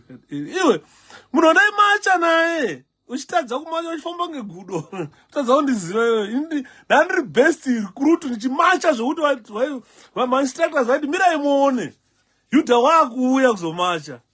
Rasadzi yangu ndoira saka. Thanks atete Gladys. Manje mukatodaro munokuwara nekutenga munokuwara nekutenga chocolate. Hanzvadzi dzenyu inoda chocolate kaino. Saka motokanda 10 pounds chocolate. Mangwana totomungaiti vatete vaita basa. I'm joking. Ini ndaiti ndikamfamba ndikamacha left right. Swingams and my instructors aiti uyai muone kumacha kuti mfano. Boss, inini everything I do I dedicate it. Rav. Saka you find kuti ndakabva ndapedzera bhururu. Ndikati no bhururu. Ndakabva ndamutaura kuti tichipedza training isusu inini newe. Iwe wakaenda kwakati iwe. Ndiribo iwe wakaenda kwakati. Wasvika ikoko ndobva watransfer ukauya pandanga ndiri ni. Tikasenza tese. Abiliana aganisa kuchoka kumarai. Abiliana aganisa kuti tisaenda bwino. Makolo anga ozi anamwalira kudara. Anachoka kumarai alibeka ndishuwa. Analindi sutukezi mulibeka ndishuwa. Komana musadaro zo tapiwa. Usadaro. Saka mukona nyandu kutaura pana. Nava napedzera bururu napedza ndakaona vanhu vese kutanga kusimudza wakutarisana maita sekuru maita se kumfesa mfesa akabva aenda nobva arosvwa nebhebhi kunyepa kwakaipa because a pure intelligence officer you don't want to be identified. Your identification is secret. Andimboona naYuda totaurisa dai ndiriwe intelligence andaimbotaura pana maimbondofa makandiona ndichapana apa ndichitaura ndichita dai ndakati ndiriwe intelligence because I know quite a lot of things that has been happening in Zimbabwe. Kunotone munhu weintelligence anoziva munhu akauraya tondiraindira kutaura kwatiri kuita kune munhu anoziva munhu akauraya rashiwe gusha varipo vanoziva intelligence vanhu vakauraya Maslin Dzumbira vandozikanwa vatoripo vakatozviita vandoziva ndisi takatozviita but they can't come open. They want to keep their identities secret. But there are people vakatopfura vakatoabducta Joshua Bakacheza vakatonomuraya ande muri kuona zvatiri kutaura katori kastation kevanhu ivavo vakatomuraya. Saka ndiri kutaura ndichiti kozova mafield officers aya vamwe vacho they are attached kumastations ikoko for intelligence collection. Some may be working deeply undercover. Vazhinji vacho they want to work deeply undercover that not even the station is told about them. Anogona kuuya pa embassy paipa oshanda field officer paya pasina andomboziva kuti munhu anoshandira kuintelligence. Pa-airport vanenge varipo shanda mahofisi imo musikatombozive ndo intelligence. Vanhu vaandoshanda navo chaivo anenge akaita conceal identity they don't even identify him havatozive kuti munhu ndo intelligence. Saka that gives an opportunity to him to penetrate. They can penetrate you. They can even penetrate an agent, or they can even put backing devices. Mamuri. Hapana chamunodiscussa chinenge chisingazikanwi kunzi muri kutaura chii. So, but what I'm saying is, but wherever they are working, these guys, there are usually 9 parts to a spy's work. Ndakuda kusvika kumagumo. Because nyaya ndipo nditaure nyaya iyi. Inyaya ana shavangu. Ukuthi anoita recall vanhu veCCC. Ari kuita recall akamira sani. Is not the Secretary General of CCC. Where did he drive his powers to do that? Vamwe vanhu vakuburisa mapicture akamira naPresident Chamisa. Vamwe vanhu vari kuburisa mapicture achaatenda marallies eCCC. Yes. What is this guy doing? Could probably be a field officer. And what does that someone do? He might work deeply undercover. Achitorwa mapicture na Chamisa. He can work deeply undercover. Achitorwa, achitenda marallies eCCC. But the people in CCC, they don't even know that this guy is an agent. Or this guy is an intelligence officer. You understand? Saka zona ponyorwa matsamba na shavangu paipai. Vanhu vakuvhunduka kuti but aifamba na President Chamisa. Unoti temona chitorwa mapicture na President Chamisa. It's because we lack intelligence. We lack analysis of situations. And those vanu vanda kuita infiltrate, want to penetrate President Chamisa. Because the CIO, when it looks at President Chamisa, they look to him as an enemy of the state. This is why you see they are looking for an opportunity. One slight error, Chamisa will be put in prison. Probably will be hanged. Bugging devices have been placed on Chamisa's vehicles, Chamisa's house, Chamisa's office. Because when you are wanenge penetrate wanenge varimo, wanenge vachipinda office ya president. You understand what I mean? Because no one can identify them. They are penetrating. Wanenge office kwa Chamisa, wanenge vachipinda vachipenetrate. Why is this gentleman? Pana president Chamisa pese. Wakanda blawa kana wakanda mgweru anomhanya ndotora picture navo. Ndakambotaura wakomana wekusecurity mumpano wekusecurity. Ndikati madii mambozvimisa izvi mapictures. Isu tichitarisa tinenge tichitarisa from an intelligent point of view. Imbozvitarisai mimi. Torai mapictures mazhinji amunoona painternet ana president Chamisa ese adownload tsvaga a memory stick or download all the pictures that talk about Chamisa. Kana uchida kuita an intelligence officer. Identify. First, unotomuona munhu iye wandotaura. Pese pana Chamisa, not my bodyguards ake ayo. My bodyguards are Chamisa, of course they have to be there for him. But kune ordinary povo. Chamisa ari kugweru ari padhuze na Chamisa tora picture. Chamisa ari kubulawayo ari padhuze na Chamisa ari tora picture. Chamisa ari ku Plumtree. Chamisa aenda kuurungwe, aenda kunyanga, pese pana president Chamisa. That guy anenge achingouya achitorwa picture. You can identify, you can quickly see, use your analysis, intelligence analysis and all. Because the mission here is to penetrate President Chamisa. The mission here is to bug him. Any information. Anogona vanhu vakadaro kune tumakamera turi kumakore anaya. Kana inogona kuisiri kamera kananga just kabugging. Kekuti akangosvika panapa anogona kutongomunamira kana paheti kana kungomunamira. Afamba president vakadii otobhabhadzira kudai. Watonamirwa. Zvauchafamba, kwauchaenda, meetings zvauchasvika, zvauchataura zvese. Vanenge vachikuteerera vachinzwa. As Hubert Angel, Eugene Roberts is a prime example, Mkuma. Triple CV, heavily compromised. Definitely. The party is heavily compromised. So it needs intelligence people now to open their eyes and see. That's a very simple analysis that you can carry out. You have your internet here, your computer. Visit every picture you see President Chamisa standing. Wonot anenge asingatorwe picture ere nemunhu iyeye pese paanenge ari. Shabangu is trying to utilize those pictures dzakatorwa naPresident Chamisa as evidence on the Secretary General.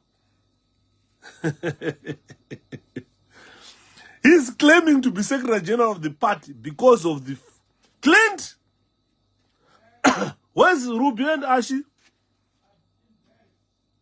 They're in bed. Ah, good. Sorry, guys. Ndaita kusorera gainbo.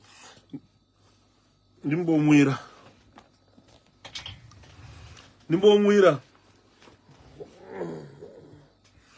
Ona kamwana kechikoro Naume, kamwana kechikoro mai Naume, kamwana kechikoro aka.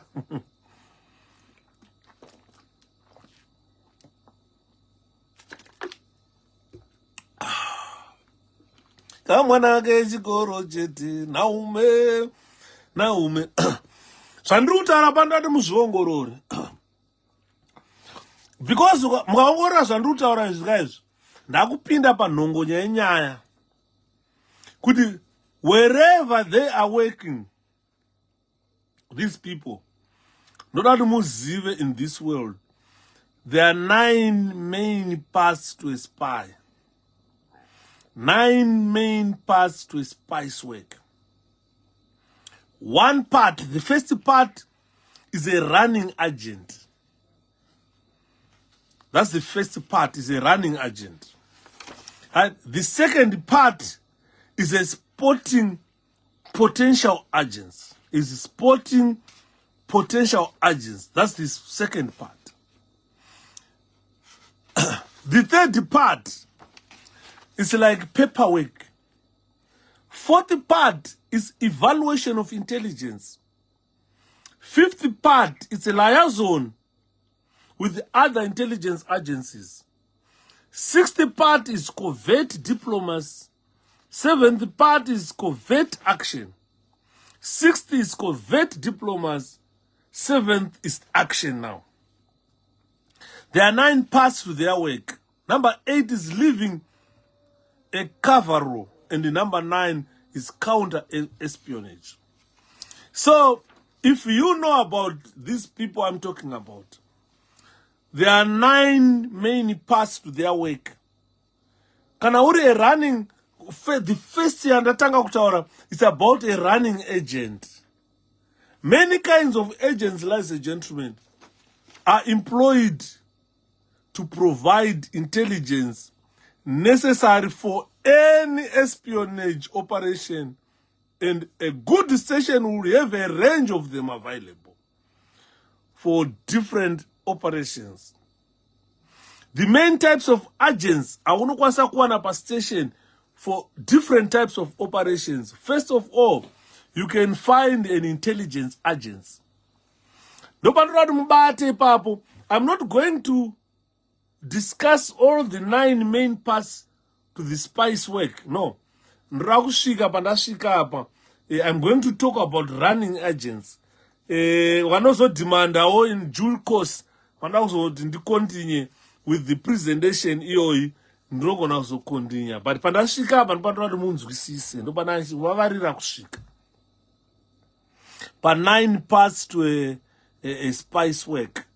But ndudapa running agents. Ndo panana Shavangwa. Ndo pamunoona wana Douglas Munzura. Ndo pamunoona wana Obet Gutu. Ndo pamunopinda wana Lillian Timovius. Avakawanda. Ndo pamunoona wana Mbuya Sekai Holland. Vakawanda wana Gabriel Chaiva. Wana Blessing Chebundo. Vanopinda pandiri kutaura ipapa. Ndasvika pama running agents. Panhongonya yenyaya. Because these are the main types of agents that you can find in any intelligence organization. Number 1 is an intelligence agent. This is what people typically think as secret agents. Someone whose job is to produce secret information for his handlers. For his handler. I am an intelligence agent, sir. Vanenge vatori na handler wavo. Anenge achiti toda information ezvakati.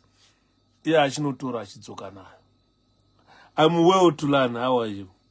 Kozouya anonzi ma-confusion agent. Tataura nema-intelligent agent. Kuna aya anonzi ma-confusion agents. A confusion agent is an asset used to confuse the counter-intelligence and security agencies of other countries.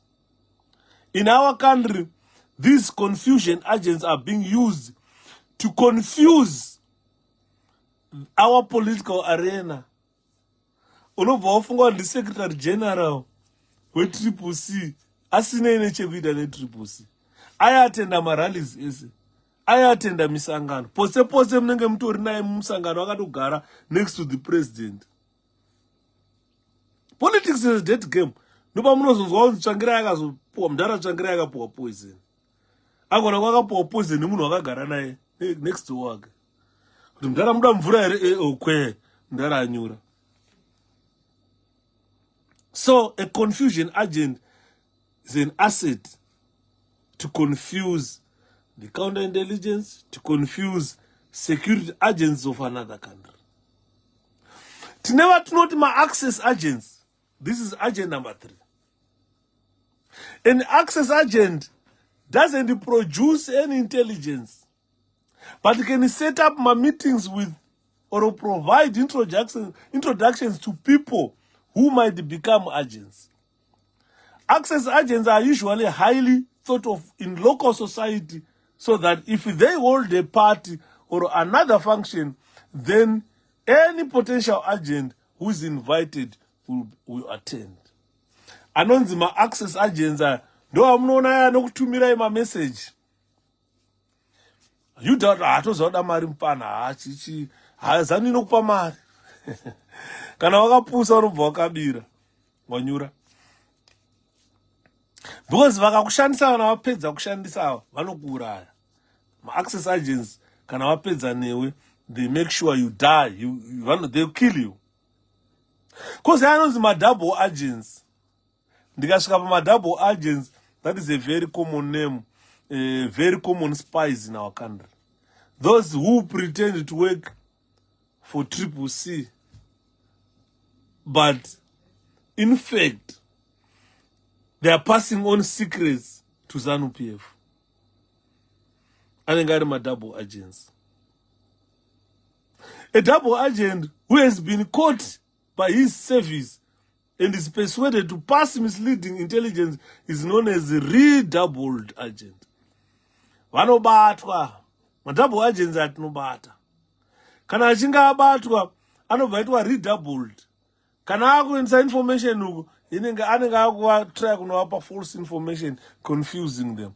And that double agent can be turned into a triple agent who works for 3 different services. So if you look at whatever we have in Zimbabwe, madouble agents aya vakawanda.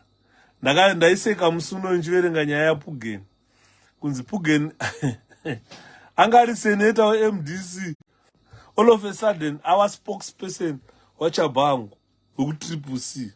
Ndatonzwa achitoburisa video yekuti takutoenda kuma-elections evhotera eMDC. They expose themselves, madouble agents are. But atina basa navo. Because kazhinji kacho, they cannot hide their identities. Vanobuda pachena chete, no matter what. Saka, kunoyama agents of influence.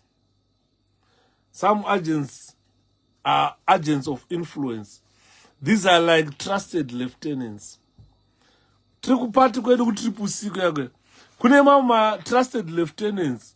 Vantoine contact of the intelligence service in Zimbabwe. Vane contact or even of our president, Chaicha. Because these guys are highly placed to deal with certain issues, like especially in politics. Ndokwa vakazara, I am agents of influence. Kana akamira pamberi penyu achitaura ubva kuti gore rinori tamuwana spokesperson. Tamuwana. Haana intelligence anoproducer zvake. They are in a position to perform tasks to aid the intelligence services. Ndopa munozonzwa inzi hapati yakazoflafa. And even those Twitter spaces which we find ourselves in answering questions are not held at all. ZANU-PF has put agents. Exactly. Ma confusion agents aya, anamtisi.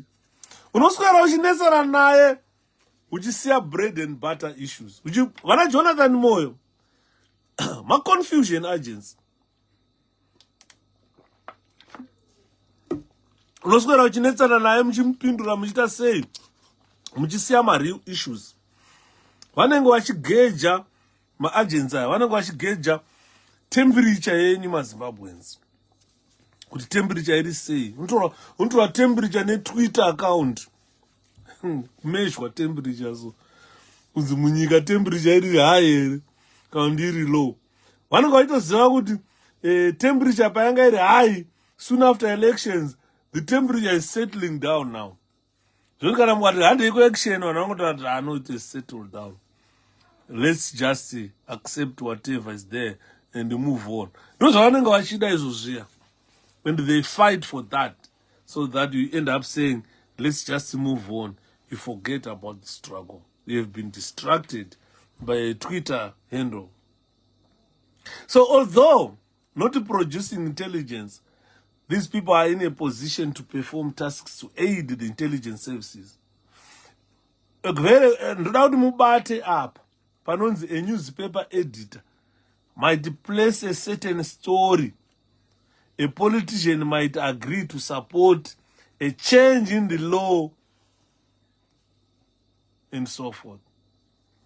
Used in foreign countries, there is very little argument against this type of agent. However, there have been allegations that intelligence services recruit this kind of agent in their own countries to promote the interests of the intelligence services rather than the country. Anonzima influence agents. Ma allegations anenge aripo akawanda ekuti they can be denied. A very good example, there is a video I posted in the afternoon of someone sent by Zimbabwe government to EU to go and defend what Chamisa said, that we've got a constitutional crisis in our country. He was referring to the recalls that were made by someone we don't know. And he was talking about that person being photographed with Chamisa. You see, kwazviri kubva kuti munhu aitora mapicture ekuzoshandisa mangwana. These things were planned ahead. Saka tichitaura tichiti ngativei very careful, especially in the world of politics, especially in the world of media. Kumedia ndoko vakazara vakomana. Vanoya kwamuri vachipretenda as if ma-journalists ivo vari ma-agents of influence. Because vanenge vari influential in certain areas. Ubva wafunga kuti tamuwana journalist anoexpose tamuwana. Little known kuti is just an agent of what? Of influence. Being used by the intelligence services to, in that field of influence. Saka, kazhinji kacho aya ma-agents akadai, tunova kuti anonzi ma-honorary agents. Because they are so influential.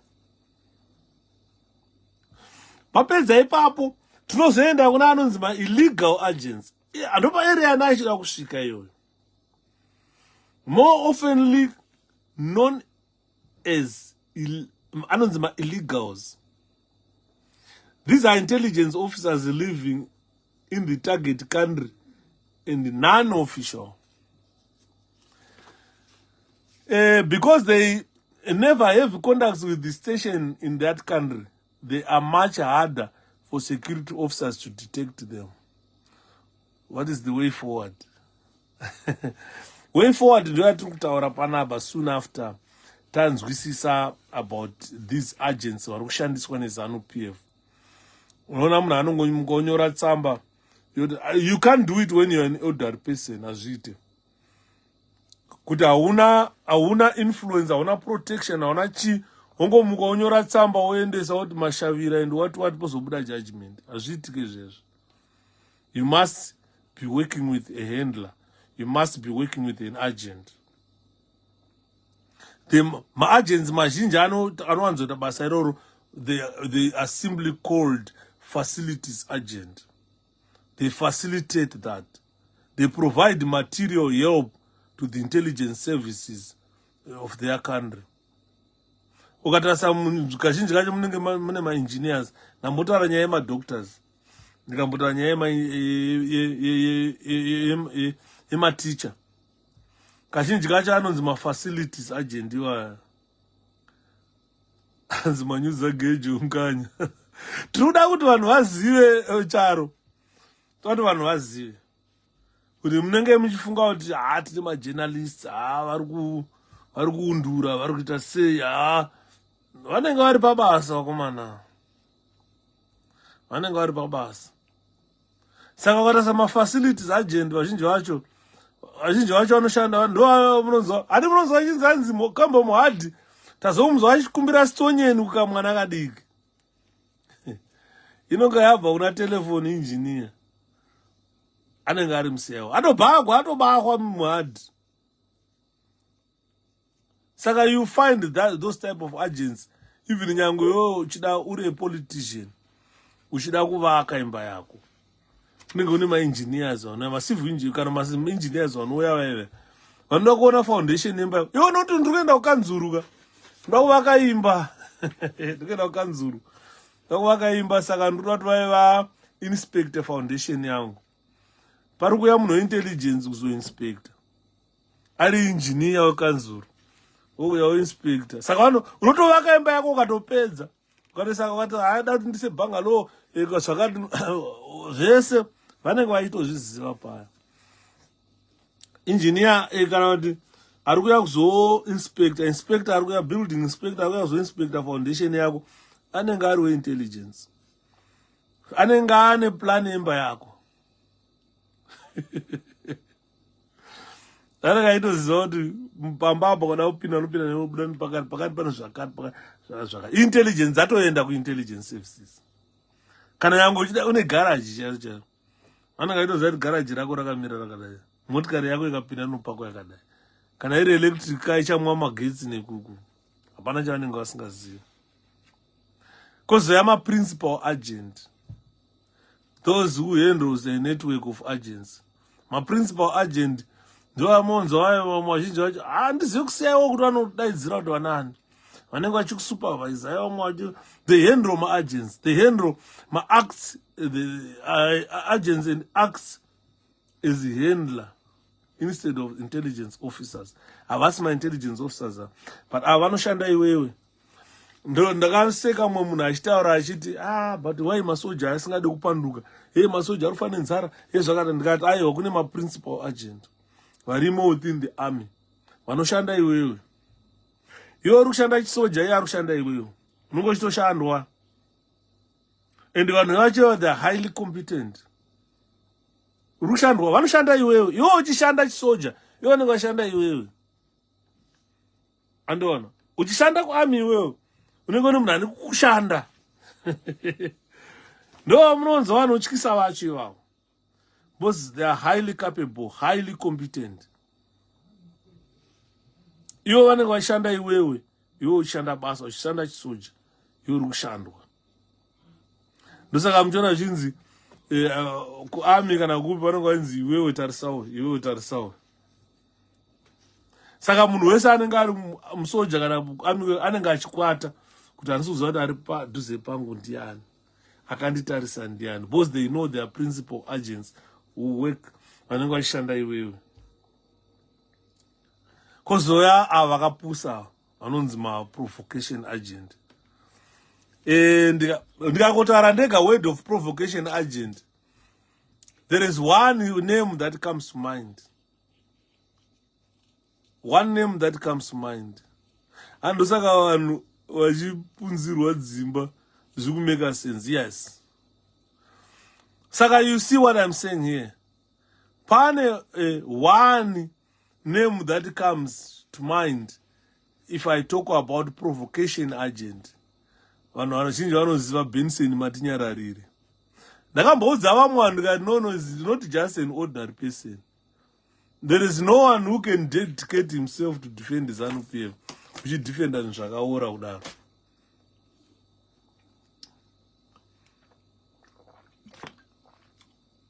He's just a provocation agent. Kana ma-provocator. Agent provocator. Vaya. They are recruited within an organization, not only to provide intelligence, but to urge the organization spied upon to more illegal, extreme acts in order to help trap those involved when the authorities move on. Wana Benson vaya. Because they are not ma-sleeper agents and do azere manje. These people, especially ukawayana na UK, ma-sleeper agents. They are just posted munomu. Vanosvika munomu voita mabasa ese avanoita. But anenge asati activated. Akasleepa akararaka. Kana azo activated manje, a sleeper agent is very dangerous. Very, very dangerous. Because they can come into this country, work as care workers, work as what, you never detect them. They are undetectable. Even vana MI6 vanotambura kuziva kuti munhu angaita vanotambura because ari kuuya muno vachindatiza I'm coming here to seek asylum. Utopuwa asylum munyika muno. Utogara. Ane sleeper cell. Utogara. Anogara 10 years ari muno. So whenever a spy joins a new team, there will be a stable of agents already in that team. Each agent will need to be seen regularly, and at every meeting there are various tasks which may need to be accomplished. Saka you find kuti as sleeper agents, they are not easy to detect. Not easy at all. Not easy at all. Saka murikona nyaya nachitaura panaida kusvika. Esa ama running agents aya, ma intelligent agent, ma confusion agent, ma access agent, ma double standard agent or double agent. Vamwe vacho ma redoubled, vamwe vacho ma triple standards. Ma agents of influence, ma illegal agent, ma facilities agent, ma principal agent, ma provocation agent, because they are ma sleeper agent. Vanhu vava munofanira kuzviziva. Zvinhu kana maakupinda pa internet now, quickly use your intelligence, quickly see zviri kunyorwa nemunhu. Munhu haasi an agent ero.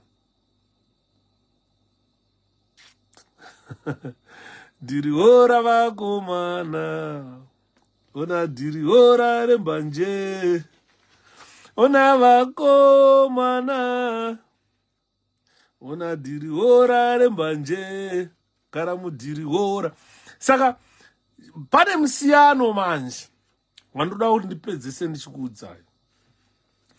An agent, nachitaura nyaya yema-agents aya, ma-sleeper, ma-provocation, ma-principal, ma-facilitators, ma-access, ma-double, because they are ma-agents of influence, intelligence, and confusion. Aya ma-agents. Vakasiyana, haasi ma-spy. Ma-agents, they are not spies. Ma-agents are not spies. Those that one wanafunga is an intelligent agent, central intelligent agent. Or a CIO, but achinzi uyu agent. An agent is not a spy. Moro mkoma yud. Welcome back. Thanks, Munya. An agent is not a spy. Not bantu adumbate. The operatives, which people generally think as spies,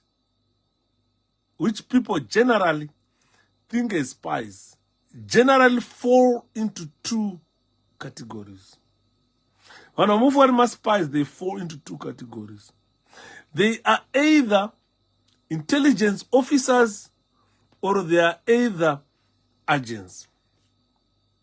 An intelligent officer, an intelligent officer is a man or a woman who works for an intelligence service.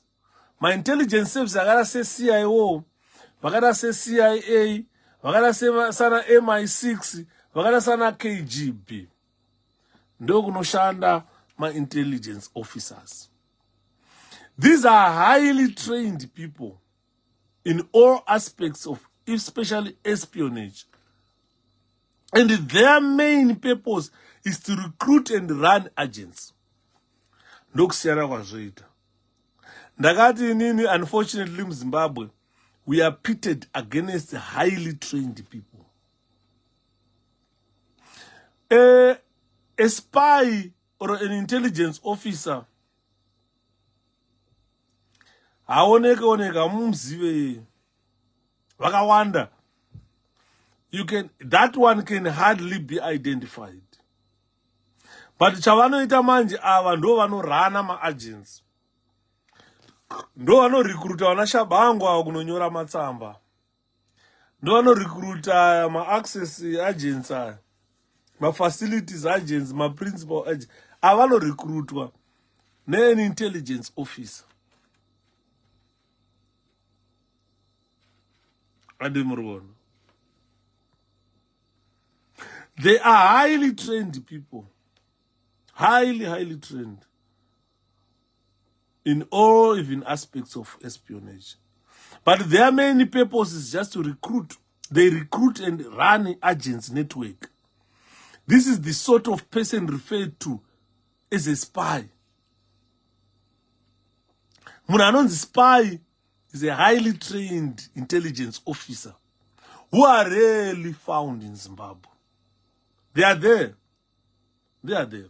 But they are rare. Because they are not my agents and these are people who are recruited by an intelligence officer to collect intelligence or support the spying operation in some other way. That mutarise mumboona James Bond. Could you have any idea of what I'm saying here? Mass agents, they are often just ordinary people who either disagree with their country's policies or are otherwise persuaded to work with the intelligence services of another country. Although it is often the agent who does the actual work, such as photographing a document, stealing a piece of equipment, or replacing a backing device, there are times when a suitable agent cannot be recruited. And then it is the intelligence officer who must put himself or herself forward, but anofana ku prevent being caught. So it is hardly surprising that the general public that often gets agents and intelligence officers confused.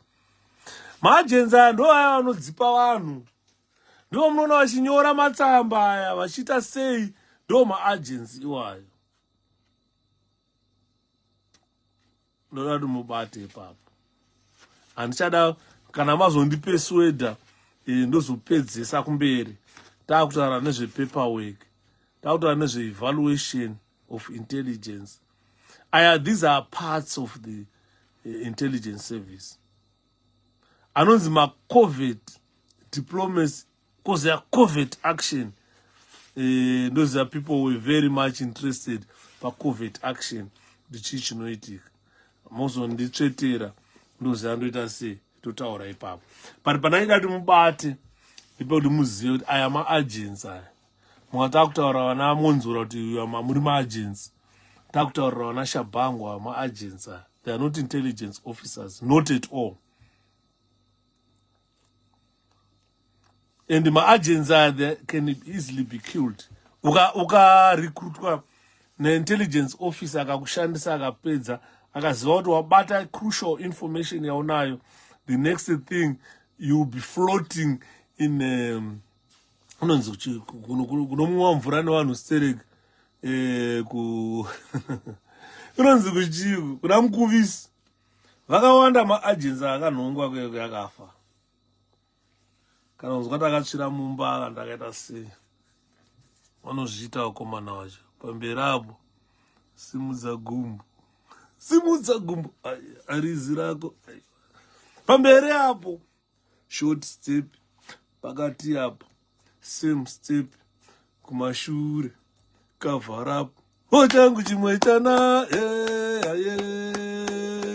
chakasara kuhondo chakasara kupiko ona chakasara kupiko chakasara kuhondo pamberi apo short step pakati apo same step kumashure cover up changu chimwe chana ona changu chimwe chana chakasara chakasara kupiko ona chakasara kupiko chakasara kuhondo up here inde kumba up here inde kumba. And you guys keep feeding each other cheap propaganda for retweets and likes. Here is the truth that you need to know, not what you want to hear. What you propose won't happen because ZANU-PF has known constitution and its leadership structure is known, and it is a matter of public knowledge. The Secretary General of that party is Obed Mpofu. Triple C has no known leadership structure. That is what it is being taken advantage of. When this was said as a warning last year, analysts were insulted. Learn to be practical and be realistic, and not feed each other with cheap propaganda which will backfire. When you are faced with a corrupt and diabolical opponent like ZANU-PF, close all loopholes. 2018 MDCA was torn apart because in 2015 Morgan Tsvangirai made illegal appointments of Mudzuri and Chamisa. And Tsunya na Mike. Give me once in four. I didn't want. Ameno. Kadamako and up social media with the information that I've given you. Nengeshida kuti muchasesa information yenyu muchinzwa. Because there is a letter that has been submitted to the Parliament. Yema recalls of ZANU-PF, 70 ZANU-PF officials. Right. Nobody knows whether that letter is true or false. And it is the end of Parliament. Anyone can do that, is to test the waters. ZANU-PF, can I choose in a substantial Secretary General? Why? Triple C can say in a Secretary General. Saka azonyora itamba yazorita riko members of Triple C ndiani kana pachinyorwa panapa kunza hapana a known structure. Saka uyu structure ipi yakanzi SG. Saka it's food for thought. It's food for thought. Mistake yakaitwa na Mdenda ndeyekuti akataura kuti isusu our duty is not to verify letters. Achibva angoita recall members of Parliament. So there is someone who wrote that letter. Ari kuziva kuti kwairi kuenda ku Parliament, Speaker of Parliament, duty is not to verify letters. Can I receive? He will action the information that is on there. Ona changu chimwe chana, icho changu chimwe chana, o changu chimwe chana, chakasara kuhondo, he up, hinde, up, he up, hinde, up, pamberi apo, shoot step, pakati apo, una cover up, kokumashure, una same step, changu chimwe chana, yeah. Chakasara kuhondo, chakasara kupiko. Ona chakasara kupiko, chakasara kuhondo, short step. Pamberi apo, ona short step. Pakati apo, ona same step. Kumashuri, ona cover up. Sakamanzo warume, I was talking about intelligence. Kuti muzive kuti chinonzi intelligence officer nechinonzi intelligence nechinonzi agent zvinhu tu zvakasiyana. Don't confuse zvinhu izvozvo. Problem yedu muZimbabwe, I don't think we have got intelligence officers very intelligent. Vazhinji vacho ma-intelligence officers ava vanofanira kurekrutwa kuma-university. Ndakarwadziwa rimwe gore so. Anchatauri gore ripi because ini ndakaburitswa I was the only black person and not being British. Ndaive ndichita forensic science, ndaita masters in forensic science. Saka vakauya varidzi venyika inoi vachirecruita pauniversity. Handikutaurira zvinhu zvatoziva. Vasvikapo ndakakudaidzwa zvikanzi Yuda Shepherd, ndikati mazuya pano. Saka ndakabva ndaenda paine mafoms aivepo aipiwa vanhu. Indakapiwa rangu fomu ndikatotambira randaifanira kufila. Saka ndobva ndadaidzwa ndokanzi, where do you come from? Ndikati I come from Zimbabwe. Zvikatone refugee status yako bva ndaburisa bva ndavaratidza. Bva vaitarisa bva vandidzosera. Zvikanzi, unfortunately there's someone waiting outside, you are going to talk to someone outside. Ndikati all right. Zvikanzi takura fomu rako. Ndobva ndatakura fomu rangu ndobva ndabuda. Vamwe vakasara voudzwa zvekuita vachifila mafoms avo aya ina ndabuda. This is how budiswa wandakaita. Ndasvika panzi ndakaona pane crew ranga riripo, so very friendly those guys vanga vari panzi. Vatontora neni ukantini. Zvikanzi what do you drink? Ndataura kanzi piwa. Ndatotengerwa hangu kapu yangu yekofi, tatobuda paine mabhanzi angu akutonwa. Takuenda kune imwe lecture room, takasvika tikagara pasi. Vakundi dzakatanga kutaura nyaya dzeintelligence chichanya, hataura zvakawanda, hatichitaura nyaya saka wakambomira sei, kwaunobva kwakamira sei and so forth. Unozoona. Saka hata at the end vakuudzana tapedza. Vakabva vanti, unfortunately Shepherd, ndimo vanhu vatei chida kuti vapinde kubasa iri, but manje iwewe your parents were not born in the UK. One of your parents akaberekerwa muno mu-UK waipinda. Salary yaitaurwa ipapo dedi. Ndakati ndakabata musoro so ndikati changu chimwe chana chakasara kuhondo. Saka muchiona ndichifighter for our country. We want a working Zimbabwe. Because once you are a foreigner in a foreign country, no matter kuti ndapuwa citizenship in this country, I will remain a foreigner. Vane ma-British citizen, yes, ma-British, yeah, you are a foreigner. Ukanofila ma-forms and rutaura iwayo ukamaona pakanyorwa unzi country of origin.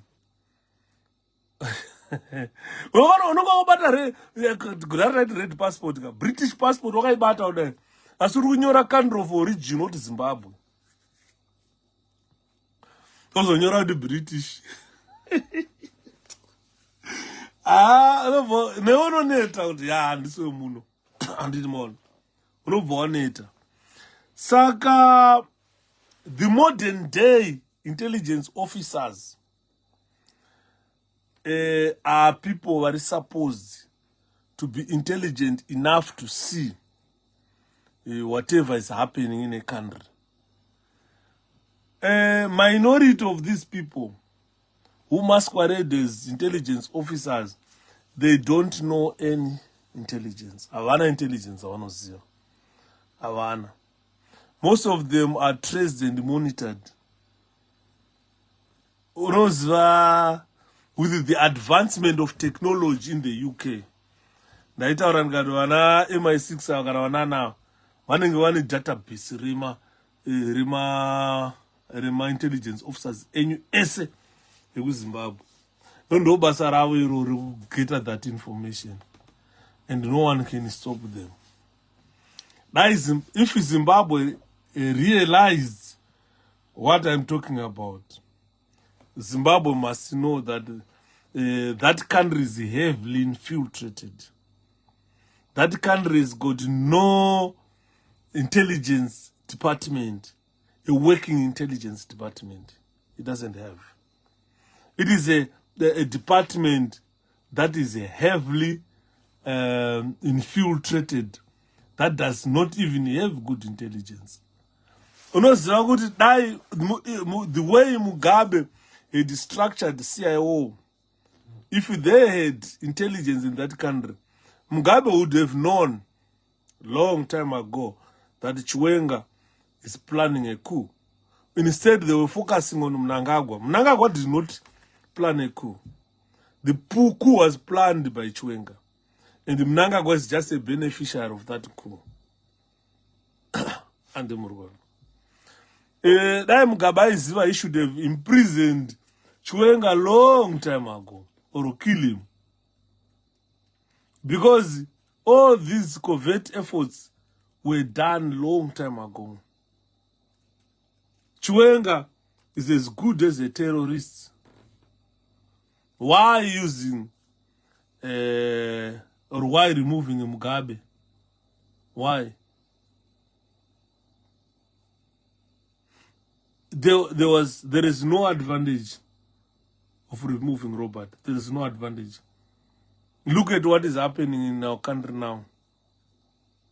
Although ZANU-PF is in this denial mode, but definitely there was no advantage whatsoever of removing Gabriel Mugabe, accepting the government of Emerson Mnangagwa that does not even respect any human right. So this is reflected even in the SEOM report and whatever report given by the Commonwealth, where they wanted to rejoin the Commonwealth. Commonwealth is an organization that works with the intelligence reports produced by the intelligence of this country. Ukanzwa kutaura vanokudza mungaverenga report inenge yakanyorwa nemunhu ari muZimbabwe. Andibona I report yekumeka sure kuti every intelligence report coming into the Commonwealth is actioned upon. Zimbabwe will never be readmitted in Commonwealth as long as Mnangagwa and the ZANU-PF are still running that country. Ndakaseka nezuro ndakaseka ndikati usiku avarari vanhu vezanu madharaya vanenge vachirara pamakombiyuta vachinyora tsamba kukumbira ruregerero Commonwealth kuti aiwati please readmit us, hatichazviiti. Kukaedza vachaadresa vanhu vanenge vachitanga vachipfeka mabold faces vachitange mahero vari pamberi pevanhu vachichema Zimbabwe will never be a colon again. Atimbofita akajoina maimperialists. Ari kupiko Eustace Nazi. Ngadai ndamubvunza akati kwaizo tsamba dzamakureplywa neCommonwealth. No. You are too primitive. You are too barbaric. You cannot readmit you into a civilized world. You don't belong there. You are jungle men. Muri bundu boys. Garai bundu. That letter saw it destroyed ZANU-PF. Kana vanga vane shungu dzekuapila, and they are trying to force their relationship with Commonwealth. And pane zvakawanda guys zvinoitika. Pane zvakawanda zvinoitika zvekuti ZANU-PF must be aware kuti hakusina kwavachakwanisa kuitwa readmitted muCommonwealth. Hakusina. Because there are quite a number of dilemmas that ZANU-PF face. If you look at some of the things pointed by the Commonwealth were their perception of a report written by SADC.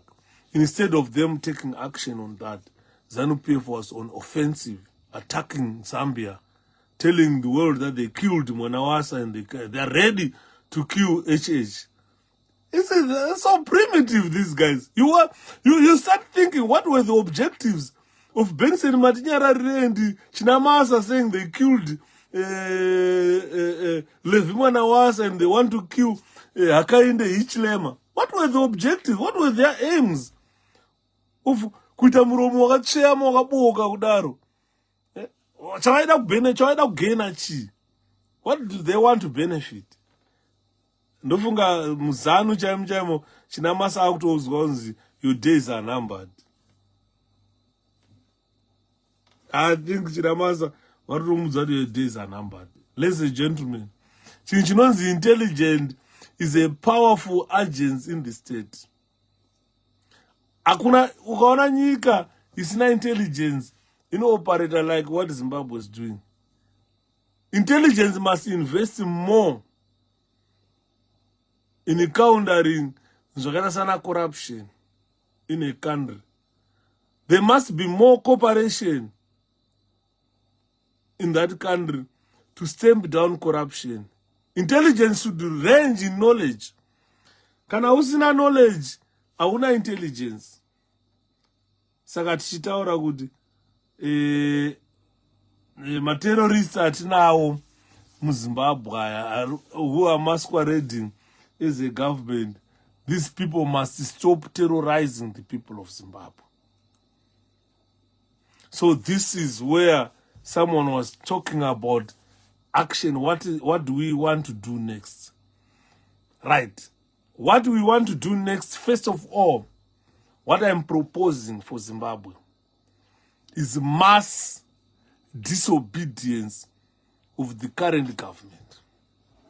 The people of Zimbabwe must now call a spade, and stop ZANU-PF misrule. Stop, because reported SADC here, these guys are illegitimate. Now they are just running that country as terrorists. They are using extraordinary violence against the people of Zimbabwe, which is intended to create massive fear and involve planned attacks of the people of Zimbabwe if they try to uprise. So what is required now is mass disobedience. Make the country ungovernable, because the country is under an illegal regime, and we have got a document of election observers from the SADC, EU, AU. Their report is the same. No matter what type of terroristic techniques that they are going to use, because we know Zimbabwe government is a criminal government. It is a criminal government. It's a government being run by criminals. And these criminals, in one time, they were involved in ethnic cleansing, killing all the Ndebele people, damaging the reputation of the country, damaging the infrastructure in Bulawayo, damaging the infrastructure in our country, disrupt the normal life of Zimbabweans. Zimbabweans today, they are living like foreigners in their country, dominated by the Chinese. And these terrorists have directly killed Zimbabweans in every election held.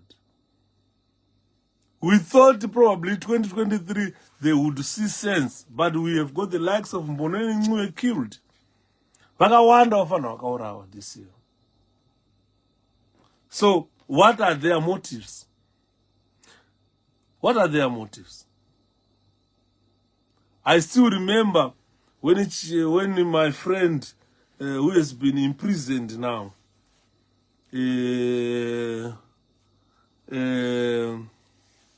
Chinyanga, when Chinyanga came crying, urging Zimbabweans to fight back, when the Zimbabwe government was terroristically gunning down innocent people who were armed with tomatoes, with the buckets full of potatoes. And the ZANU-PF government deployed soldiers with the live ammunition and AK assault rifles to go and shoot and kill those people who were holding buckets of tomatoes. Shoot and kill those women who were selling potatoes, sweets, kids, children who were selling sweets, street kids who were selling tobacco. Madison Mzanga, Mwanaiteng Mzanga, they were shot and killed in Zimbabwe. Some of them were kidnapped and they suffered a lot. That was an armed attack on innocent civilians, innocent people of Zimbabwe. They don't deserve that to be done to them. ZANU-PF hijacked their democracy, stole the election. And because they enjoy this psychological warfare to stop Zimbabweans from protesting. Now, the country is reeling in poverty. Most Zimbabweans, or I can say all Zimbabweans, are unemployed. So we must start demanding something, ladies and gentlemen. Let's not be religious. Let's not be tribalistic. But we need to start demanding the freedom of our people. Ngoma Yemen, Zulu say. We need to start demanding the freedom of our people. Because if we don't demand the freedom of our people, then we are going to spend 5 years suffering. And if we try to say, let's stop ZANU-PF, they will use violence against us. Today they are using threats of violence. They are saying, once you do this, we are not going to allow you. We are going to kill you. They don't want to allow us to exercise our democratic rights. A country without democratic space.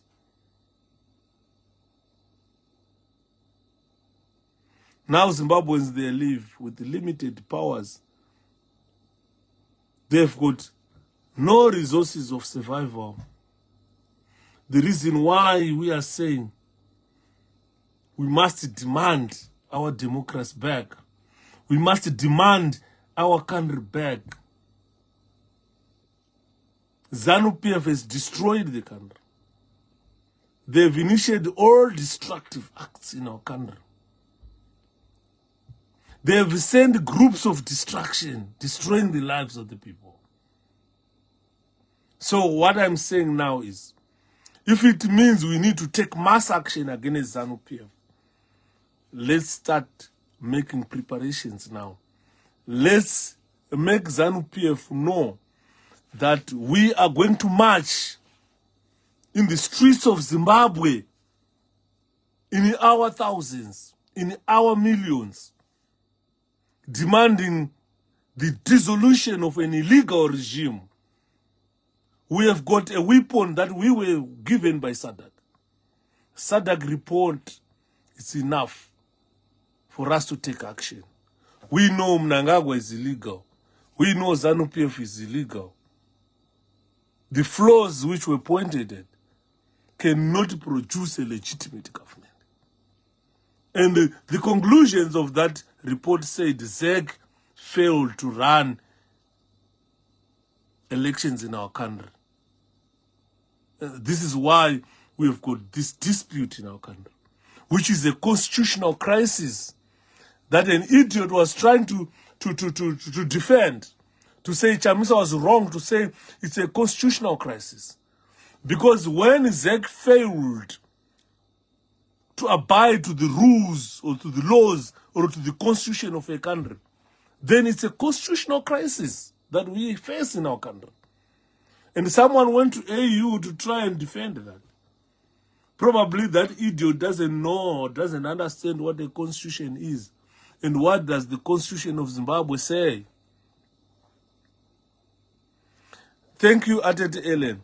Zimbabwe, in Zimbabwe, the Matabeleland region never recognized peace. The people in Matabeleland, they never enjoyed peace. They never enjoyed life.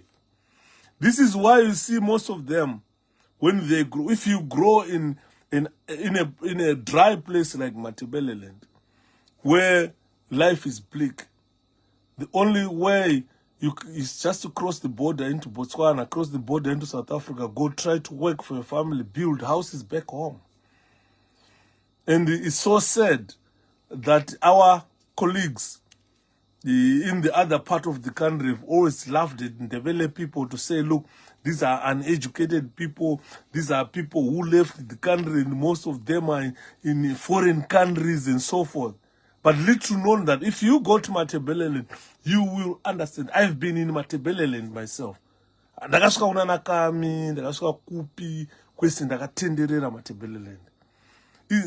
Matabeleland is a region in a sorry state. I understand why Ndebeles are so frustrated. It's a region in a sorry state that needs upgrading. That region never enjoyed peace.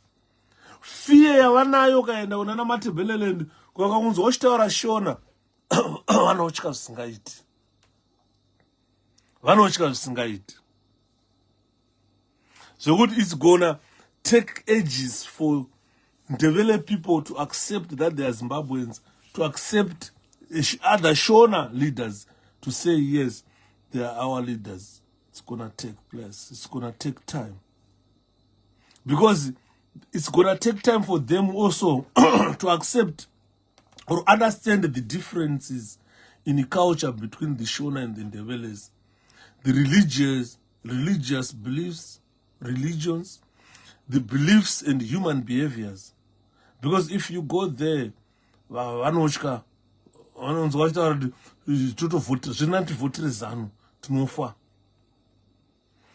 these people have never seen peace. If they think of peace, they think of voting ZANU-PF. Because they know if they don't do that, they will be killed. So to them, they've never enjoyed freedom. They've never seen equality or distribution of the country's wealth equally. They are just a group of disadvantaged people. This is why you see we call them minority. The government was there just to eliminate them. I don't know whether Mnangagwa wanted a Shona dominant country or will wipe all the villages, put Shonas there to live there. That was wrong. Very wrong in the first place. And I've never heard ZANU-PF apologizing. This is why even if we try to make jokes with Ndebele people, they don't take jokes lightly. It will be like a declaration of war to say it was utaura uti munhu muZulu. Andifungisa kutiza kwamaZulu achiuya kuzogara kuBulawayo. You understand? Saka pane nyaya, guys. Pane nyaya kuMatabeleland. Matabeleland kune nyaya. So what needs to be done in Matabeleland? The region is in a sorry state. They support politicians not because they want to support politicians. Only in towns where they can make decision to say you can't vote ZANU-PF. But if you go rural Matabeleland, they support politicians, they support a political party, not by choice, but by fear. They've never even enjoyed support or police protection or government protection. So we need to create an awareness to these people. We need to intensify our effort to educate them. Unfortunately, if you go there, kwasara chembere, vafana vese vakatiza vakapinda mune dzimwe nyika.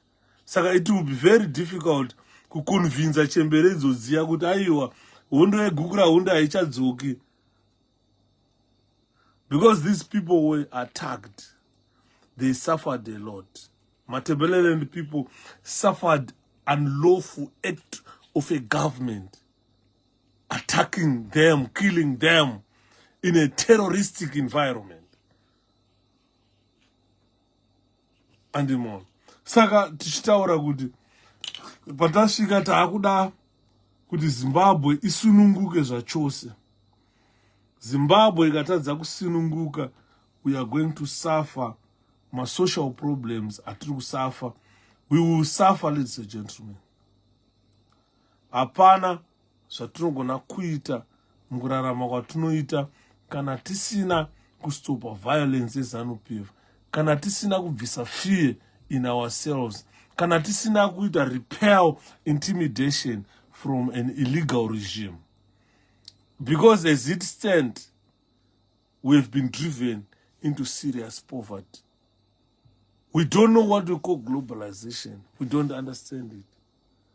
It's because there is too much economic inequality in our country. Zimbabwe, mune ma-billionaires, mune ma-millionaires, but they can't help us. They can't help the country. A lot of consequences that we have faced as a country because of misgovernance. A very good example of the consequences, if you look at atina economy munyika, atina currency munyika, inflation is too high, innocent people are killed on daily basis, properties are destroyed. Ndakaona Fred achichema apwanyirwa imba uno without money, without compensation. Those people who were shot and injured were never compensated. Saka fear yaapo yazara mupfungwa dzevana veZimbabwe. Hakusina chatokwanisa kuita.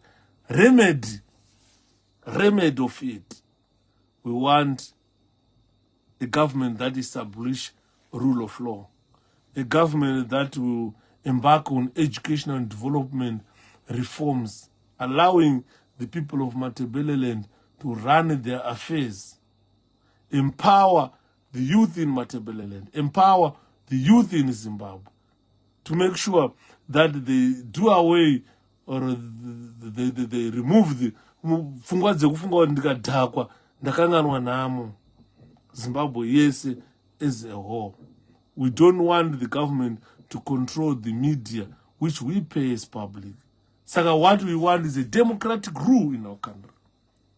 Saka ndimanzwa ndichitaura kuti patasvika apa nezvandakutsanangurira nhasi, you make a decision, ladies and gentlemen. Onai mega kuti vanhu ava vari kushandiswa, they are just agents of this evil regime. So we deal with the regime. Let's stop the regime's terroristic act against the people of Zimbabwe. We must end ZANU-PF rule. Because weapon yacho takapuwa neSADC. Saka kana tisina kushandisa weapon yatakapuwa neSADC, hatina zvatizofa takaita. Good night. Musare zvakanaka. Nguva yapera.